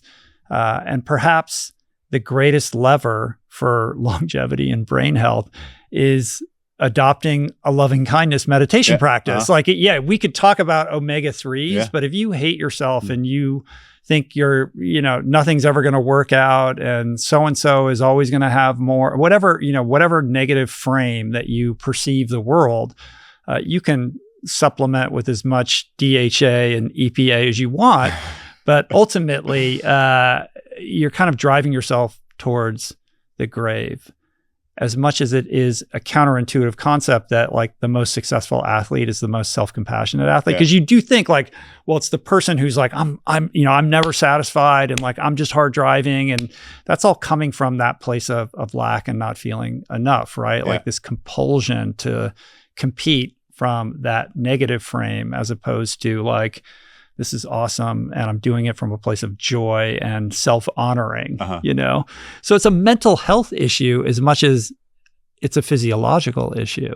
Yeah. This is why, so much of the book focuses on the psychological aspects, because I think that, like you said, the things that are important, we already have some intuition about, right? Maybe reframing cognitive stimulus is really important, but like we know exercise is important. We know that diet is important, right? We know it's not an information problem. Yeah, really. It's not an information problem. It's how we approaching that information, how we speaking to ourselves, how we engage with that information and applying it to ourselves.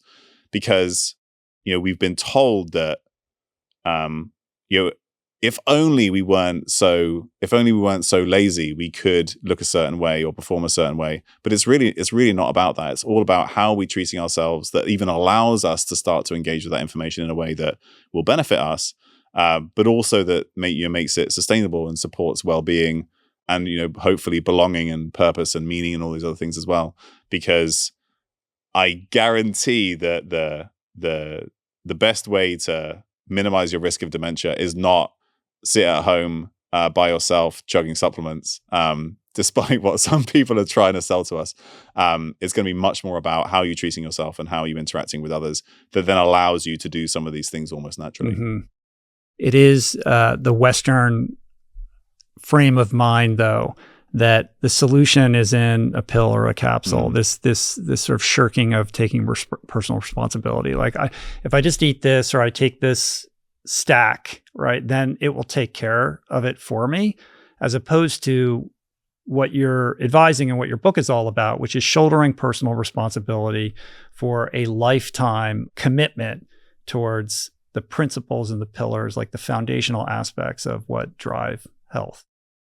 Even beyond that, I think that we can almost think about shouldering a societal responsibility for that as well, because the people who have the time and the resources and the ability to think about taking the supplements to kind of get kind of hack their way into better brain health, they might not realize it, but they're already at such a privileged and advantaged position when it comes to their long-term dementia risk, because we know that socioeconomic status and deprivation and not having access to education and healthcare, these are some of the biggest drivers of long-term dementia risk. So not only is it, how do we treat ourselves and how do we engage with this and shoulder some personal responsibility, but I think that we could even expand it beyond that to how are we engaging with society in a way that minimizes or improves this risk for other people who maybe don't have the same kind of access and availability and time to do some of these things. Let's do a little truth telling around supplementation. Okay. Responsible supplementation has its place. What can you tell us about what's effective versus the perception of what's effective? Well, the first thing you could say is that if you think it's going to help you, it might. Because we know to that. That's an Ellen. It's all about Ellen Langer. Yeah. There was a point when my editor told me that I referenced too many Ellen Langer studies in my book, so I had to take a couple of them out. Why not? Yeah. I say more Ellen Langer. She's amazing. Yeah, incredible. Absolutely one of my all-time favorite scientists. But where I think we have solid evidence is essentially the stuff that we've already talked about, is attending to nutrient status for nutrients that we know are critical for brain health that are either deficient or insufficient in the diet. And we know that the majority of adults around the world are deficient in at least one nutrient. So finding some way to attend to that. So it's supplementing with vitamin D if you need. So if somebody is to go and get a blood panel done, what are the markers that you would like them to pay attention to? Again, the ones that we have the best evidence for. So vitamin D, you definitely don't want to be deficient, which is less than 20 nanograms per mil. But you're at least above 30. Probably above 40 is best. 40 to 60 is probably a good target range. I was below, and I started sort of mega dosing on vitamin D, and then my levels were way too high, and I was struggling to sleep. And then I realized excess vitamin D can impair sleep. Yeah. And so, and I say this just because more is not always better. Yeah. And, you have to really gauge how you're managing your supplementation, even if you're trying to make up for, a shortage or a low level. Yeah, absolutely. Deficiency. And vitamin D is one of the ones where because it's fat soluble, it's easy to take too much, especially if you're taking several thousand daily for long periods of time. So yeah, definitely get above 20, maybe target 40 to 60. Homocysteine for B vitamins. That, like I said, definitely less than 13, ideally less than 10. And if homocysteine is elevated, then those B vitamins I mentioned earlier, the ones that they usually given in clinical trials is B12 and folate, but you might also add B6 and riboflavin. Other things that can bring down homocysteine might include creatine, betaine or trimethylglycine, potentially choline too. Then you might think about that. Do you have a diet that includes those things? Right, betaine is high in beets, and choline is high in eggs, and creatine is high in meat and fish. Mm-hmm. Right, so that might help you sort of like target any supplementation if you need it. Iron status is really critical. So you would normally just measure hemoglobin level, but then there are a whole bunch of iron metrics that you take along the side to kind of help you interpret it. So like ferritin, transferrin saturation, iron binding capacity. But ideally, sort of women want their hemoglobin to be at least above 12.5, men 13.5, but not too high. So if you're in men a hemoglobin above 17, or in women a hemoglobin above 16, makes it much more likely that you have something like, especially if you're older or you have some elements of metabolic syndrome, makes it likely that you have something like obstructive sleep apnea. When you stop breathing during the night, your oxygen levels drop and your body makes more hemoglobin in response. So because we know obstructive sleep apnea and other sleep disordered breathing is a risk factor for dementia, another reason to check your hemoglobin is because if you're at the high end, then that's something that you need to address as well. Yeah, we already talked about omega-3 status. So omega-3 index, if you can get it. Doctors will do most of the other things that I mentioned. You can just get like an at-home test for omega-3 index if you can't get it through your physician. So at least above 6, ideally above 8%. And then other things that are important can be harder to test. So like it's really hard to test magnesium status, for example, but magnesium tends to be something that people don't get much of or get enough of. And we know that people who sweat a lot or who are athletes tend to need more magnesium. So a safe recommendation is often to think about a magnesium supplement, especially if you're an athlete. And that particularly for people who struggle with sleep, there's increasing evidence that taking magnesium at night can help to improve sleep. Other things, especially as we sort of get into some element of aging or cognitive decline, like there's some evidence for choline, which I'd already previously mentioned, that may be beneficial. But even then, that's sort of like well apart from those others. I think the kind of the core vitamins are where we have and nutrients is where we have the best evidence. Then beyond that, it might become very context dependent, and there's very few things that I would give a blanket recommendation for. If you're getting those blood tests, you're addressing those nutrient requirements, and then you're also testing your blood pressure, testing your blood sugar, testing your cardiovascular risk through your lipids. Like that's the big bulk of risk right there. Anything else is going to be, like you kind of said, like sort of like cherry on the top. Creatine has been in the news lately. Uh-huh. It went from being this thing that only bodybuilders use to sort of mainstream adoption, but in limited amounts, 5 grams a day, maybe 10 grams a day. Now we're seeing this science emerge around the relationship between creatine intake and brain health. And every time I open up my social media feed, the daily recommended intake increases. It was 10, then it was 20. I've seen people saying you should be taking 30 grams of this a day. Uh-huh. What say you, sir? So creatine is the only supplement outside of those vitamins and minerals that I mentioned that I actually mentioned in my book. Not because I don't think it's magic, but there is an increasing burden of evidence that it does interesting things for the brain.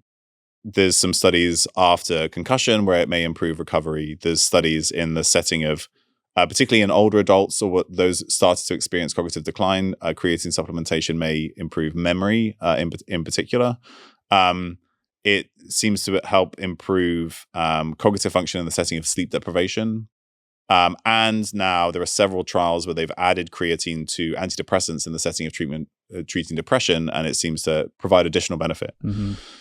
So I think it does lots of interesting things for the brain. It's also the best studied supplement, and because 5 to 10 grams of creatine, which is a fairly standard dose, like even 5 grams is sort of like long term the standard dose, you could achieve that through diet, right? You'd have to eat a fair amount of steak and salmon, but like it's certainly possible. So like we know that it's very safe. And like we know that it has very few side effects. So if you're thinking about supplements, I often think of this idea of positive asymmetry. So like, where is there potential for benefit with very low downside, other than the cost to your wallet? So in terms of dose, actually, some of the first study that looked at creatine in the setting of sleep deprivation was in rugby players, and they looked at rugby specific skills after, in the setting of sleep deprivation. They compared caffeine and creatine, and a standard dose of creatine, 5 to 10 grams, depending on body weight, right? So a smaller person would take 5 grams, a larger person would take 10 grams, or somewhere in between, was enough to see benefit. In some of the depression trials, again, they're using 5 to 10 grams. Some of them using 5 grams and seeing benefit. In the one most recent sleep deprivation trial, which is the one that got a lot of press, where people were sort of kept awake for a night, and then they were given creatine, and it showed that it helped maintain their cognitive function in the setting of sleep deprivation. I think they were using 0.3 grams per kilo. So that's where somebody like me would take 30 grams, but somebody like you might take 20 grams. So that's where like this dose escalation is happening. If you look at studies where you're looking at creatine levels in the brain, you start to see significant increases in brain creatine at sort of like loading type doses. So that's that kind of like 0.3 grams per kilo per day for, a week or more. So that's like, 20 to 30 grams a day. However, some of the evidence of benefit in things that are related to brain function seem to happen at much lower levels. So I'm not convinced that everybody needs to take 30 grams of creatine a day, because I have evidence from other studies that actually maybe even at 5 grams, people are starting to see benefit. So the way I kind of approach it right now is I would generally recommend 0.1 grams per kilo. So I take 10 grams every day. Mm-hmm. And then, yes, if you're very stressed or sleep deprived, maybe you could try increasing the dose. So for me, as it is for some people, but not everybody, creatine is quite alerting. Like it feels like a very, very mild stimulant, but without making me jittery. Like I've had a bunch of coffee. So I can't take creatine late in the day because I don't sleep as well. But like if I haven't slept well, I might double my dose for the day. But that's not like a long-term thing. So I think the standard dose is actually where people will start to see some benefit. And then maybe in edge cases, and there I expect much more research in Alzheimer's disease and other things to come, then maybe, higher doses will end up being better. I can't let you go without talking about sleep. Uh-huh. On some level, we all know this already. It's like we need to be getting 8 hours of sleep. We need to be practicing good sleep hygiene. Clearly, sleep is just absolutely foundational to brain health. Yeah. And I've had plenty of guests share, the sort of detoxing process, the clearing out that occurs overnight. What can you add to this or stress about the importance of sleep with respect to ensuring your brain's health? So that we don't like rehash old ground in terms of mechanisms. Like I think the main takeaway is that sleep is when all the information, all the skills, all the things you've learned, the new synapses you've generated, which your brain is constantly generating, the ones that are important, they are cemented and refined during sleep. That's kind of there's a synergistic effect between REM sleep and deep sleep that allows synapses to be kind of perfected, for want of a better word, based on the previous day's input and integrated into everything we've experienced already. There's also, sleep is also really important for emotional processing and other things like REM sleep in particular. And then, right, you're washing out amyloid and other things that accumulate during the day during deep sleep, but also just sleep in general through the lymphatic system. So we know that people who don't sleep enough long term have a higher risk of dementia. The risk really seems to tick up in people who are chronically sleeping less than 6 hours a night, which is probably lower than most people might expect. In general, I think so like people say 8 hours, but in reality, depending like person to person, and it changes over time, the window is more like 7 to 9, maybe even 6 to 10 hours, like based on like how much sleep people need. So like you're waking up the next day, you're feeling refreshed, you feel good, you're probably getting enough sleep regardless of what it was. Things to consider, how we think about our sleep is also really important. So people know, all about the sleep routine, like why sleep is important. The sort of like, in addition to the sleep time, sleep quality is critical. So usually when we think about poor sleep quality, we know that's associated with an increased risk of dementia. The way that we measure that is usually by asking people, do you take something to help you sleep? And those who take things to help them sleep tend to have a higher risk of dementia. That's probably because of a downstream effect of the things that they're taking. So are you drinking alcohol to get to sleep? Are you taking antihistamines like Benadryl to get to sleep? Are you taking things like Ambien to get to sleep? There is probably a combination of issues that are causing insomnia in the first place that haven't been dealt with, plus the effect of those medications themselves, if we consider alcohol self-medication, that negatively impact our sleep. And that's probably why contributing to long-term increased dementia risk. So alcohol creates a REM sleep deficiency in general. If you're using alcohol to counteract all the caffeine that you drank during the day because you didn't sleep well the night before, which is a very common sort of vicious cycle, then caffeine can also impair deep sleep in particular. So if you're still drinking caffeine in the afternoon, then having a glass of wine to help you fall asleep, right? There's sort of like a double whammy effect there. Ambien seems to negatively affect various aspects of neuroplasticity, which you can see. This is mainly from animal studies. But then the antihistamines, because they're anticholinergic, and acetylcholine, which they sort of influence the function of, is really important part of long-term cognitive function. Those antihistamines that make you drowsy, we know if you take those regularly, that's associated with an increased risk of dementia. So thinking about, are you using those things to go to sleep? If you require those things to go to sleep, first of all, you're not necessarily asleep. You might just be unconscious. That's not the same thing. It's a facsimile of sleep. Exactly. It's resembling sleep. Any kind of like pharma intervention to produce sleep isn't actually producing sleep. And if it feels like sleep, it's still, the sleep is not doing the job that sleep is supposed to be doing. There are some new drugs that are maybe changing that. But equally, people who have insomnia, the required architecture to get good quality sleep is still there. It's just that the environment and the cognitive processes around sleep, like they either don't feel safe or they're unable to wind down such that you can produce sleep. So that's where things like cognitive behavioral therapy for insomnia, CBTI, can become important. That's where the sleep environment can become important again. We can become dependent on those medications. So you might need expert help to overcome that, but your sleep isn't broken. You just need to like retrain yourself up. The final thing that I think is worth mentioning is that for many people, we've kind of swung too far in the other direction when it comes to sleep. And the sort of like the hyper focus on wearable data and this idea of orthosomnia, where we become so focused on wearable and like our sleep metrics become the target, whereas the target should be that you get a restful night of sleep because it allows you to do all these other amazing things. It's the new garment. Like, if it's not tracked, I didn't actually sleep last night, or I wake up and I don't know what to do with myself. I mean, I have a Whoop. I love it. I definitely check it every morning, but I try to have an arm's length relationship with how I let that data impact me. I still have to live my day. And if it's all in the red, like what is that doing to my mind in terms of how I'm problem solving and approaching those problems and making sure that I maintain a positive mindset?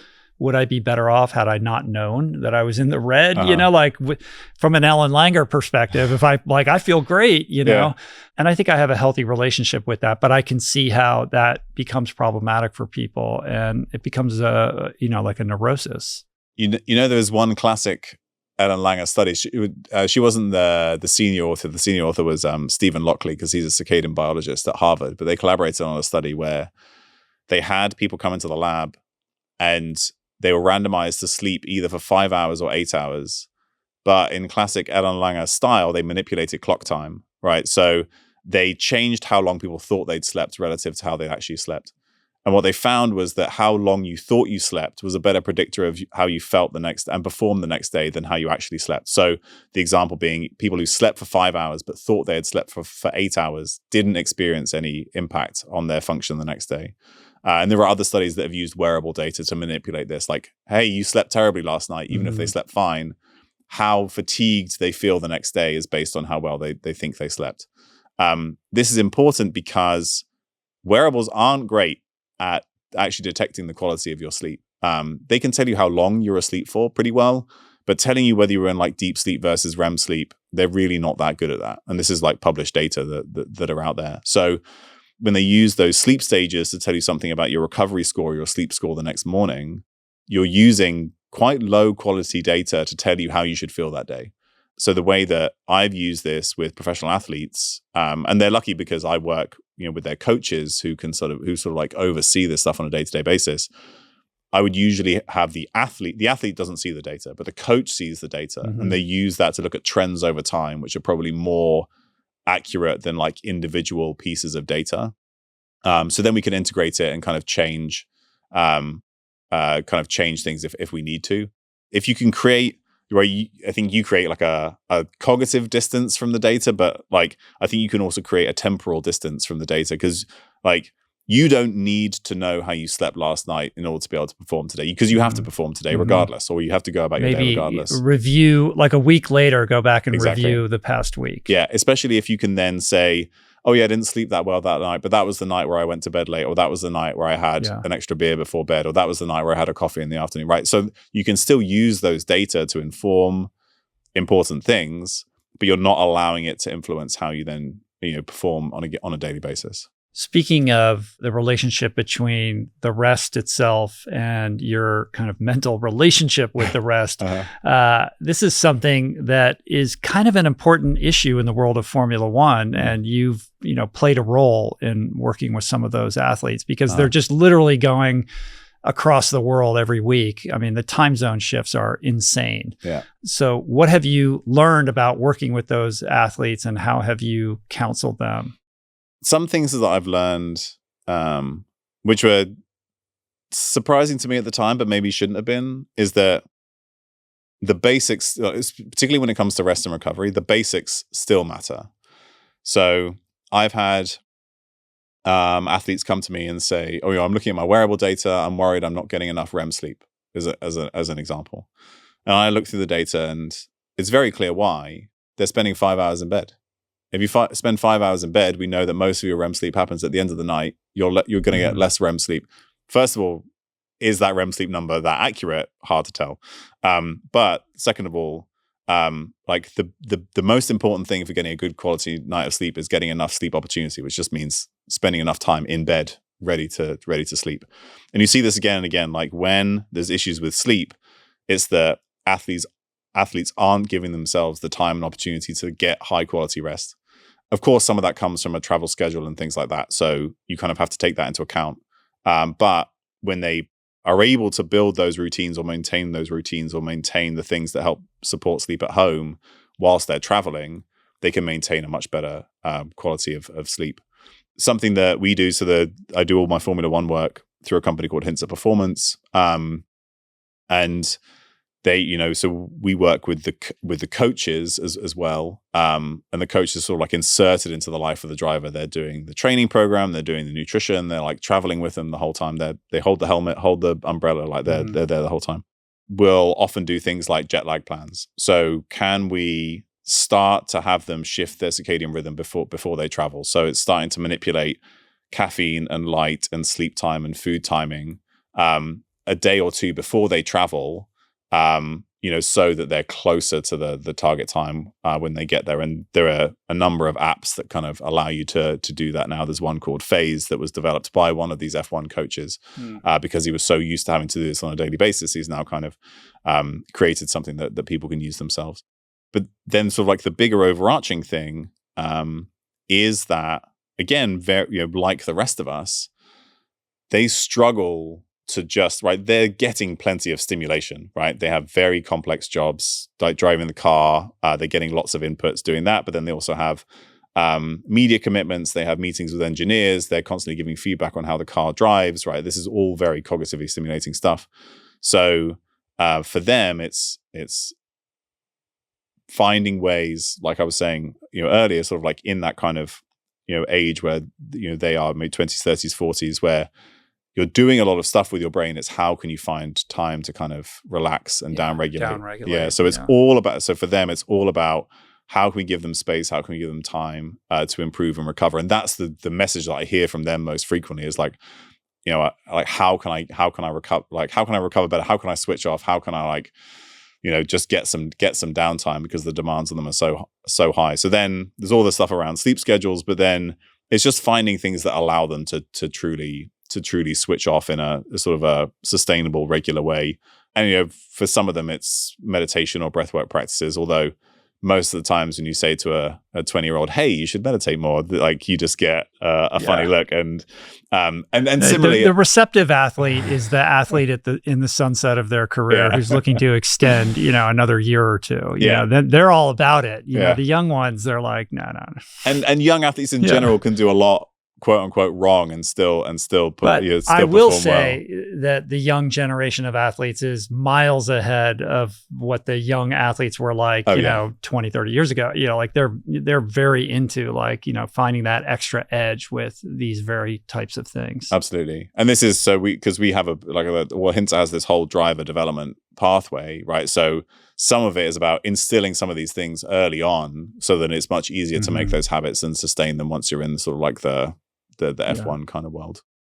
All right. So I want you to imagine the, I don't know, 35 to 55-year-old person who is listening to this or watching this, and they're thinking, I've been eating the standard American diet for 30, 40 years. You know, my aunt or my parent is experiencing dementia. I don't want that to happen to me, but you know, I'm kind of like cast my vote already.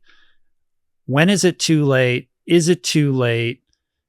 Give that person a reason to take what you're offering urgently. The short answer is it's never too late.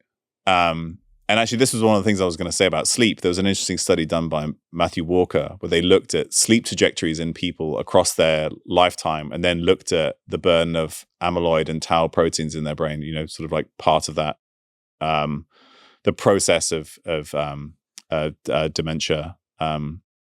And they found that people who'd improved their sleep later in life, so even if it was in their 50s or 60s or 70s, if your sleep improved, that was associated with a lower burden of later amyloid in the brain. All of that saying, because people ask, well, you know, I spent all this time, I was young, I had kids, I was busy, I didn't sleep that well. Is it like, did I already do this damage? Is it undoable? And like on a sleep perspective, at least from that study, it kind of suggests, no, it's not. And we see that then across all of these different areas. So there are now multiple studies where, you know, the best evidence probably comes from multi-intervention kind of approaches. So the most famous one is Finger. It was run in Finland. It was just repeated here in the US. It was that study was called Pointer. Lots of other studies have around the world have done something essentially similar. But what they do is they address cardiovascular risk. They have people start a new exercise training program with some resistance and aerobic exercise. They have them improve their diet quality. And then, you know, there's some other pieces. Sometimes there's like a stress reduction component, but like just starting to attend to some of these basics. And this is either in people at high risk of dementia or starting to experience some decline already. And actually, you see bigger benefits. You tend to see bigger benefits in people who've maybe, you know, starting to see some decline. Not that they've gotten a diagnosis of dementia, but you know, maybe they're already below kind of the average in terms of cognitive function. And you can see this within sort of like 6 to 12 months of just starting to attend some of these basics once you're already in your 60s and 70s. So if you start even earlier, right, you start in your 30s, 40s, 50s, you potentially have 20 years to change this trajectory. Another example might be when you look at cognitive changes that happen during perimenopause, the menopausal transition in women, which is in that kind of towards the, you know, mid to latter part of that time window that you mentioned, we see that greater cognitive changes tend to be experienced in those who have some element of, say, metabolic disease. So the SWAN study in the US showed that. So again, we know that changing your diet, changing your physical activity, addressing cardiovascular risk factors, then affect your the severity of metabolic syndrome and related components, that you can improve blood pressure, you can improve blood sugar, and doing that at that time period could potentially completely change that trajectory. So all of that to say, like, wherever you are in that window, even if you're beyond that 55 years old, there's still scope to change that trajectory. That is incredibly empowering and speaks to the unbelievable resilience of the human being. Yeah, like it is kind of amazing. But reflecting on how we kind of opened this podcast with this notion that 45 and you say up to 70% of dementia cases are preventable, and here we are talking about people who are kind of tiptoeing into that, and there's still the opportunity to halt it, reverse some of the symptomology, or like stave off, this kind of terrible future. Why isn't this something that everyone is shouting from the mountaintops? Like, so many people are suffering from this just absolute horrible affliction that is devastating to families. Like, I feel like this is a message that needs to get out there and should be being repeated constantly.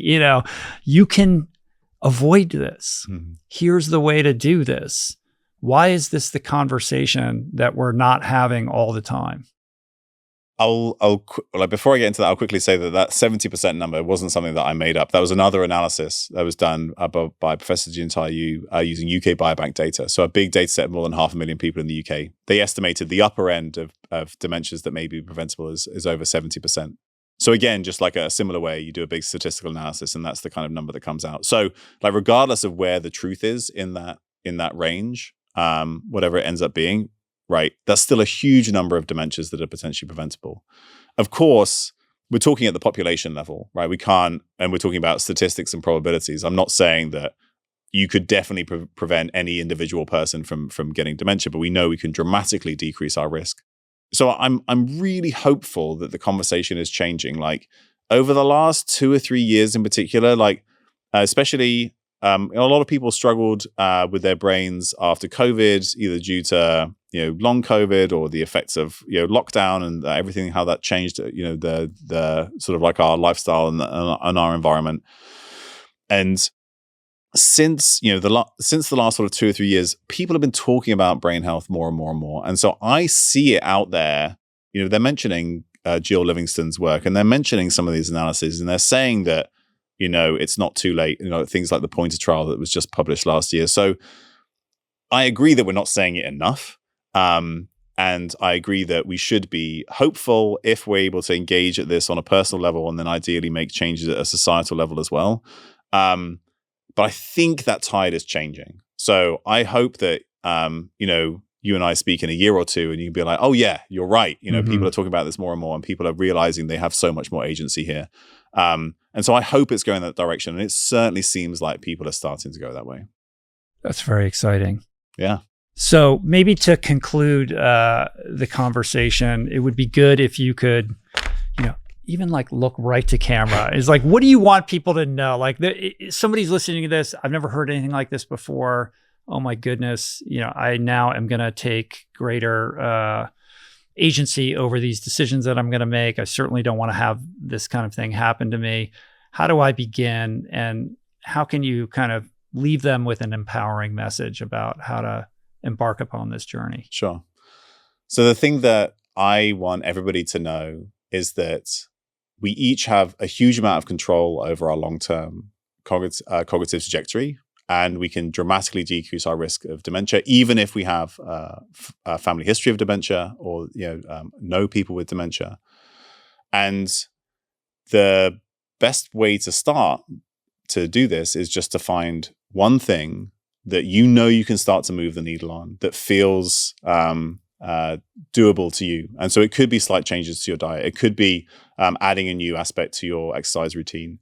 It could be going to your doctor and getting your blood pressure checked and treating it if you need to. Think about the risk factors for other people that you know or in your family who had dementia that you might share with them. That's always a great place to start too. And know that because all the different factors that affect brain health interact with one another, when you start to change one thing, the whole network will start to shift in your favor. Amen. I love it. To the audience, I want to say we covered a lot of ground today, and it may feel like, hey, we didn't drill down enough on this, that, or the other thing. Well, the good news is you can find all the particulars in Tommy's new book, The Stimulated Mind, out now. Again, I'll say what I said at the outset, like this is a real public service and your work is vital. Brain health obviously impacts all of us. Very few people are untouched by the diseases of cognitive decline. And so I urgently impress upon everybody who's watching and listening to pick up the book and take your brain health more seriously. So thank you for your time today. Thanks so much for having me, and I hope everybody found this useful. Peace. Cool.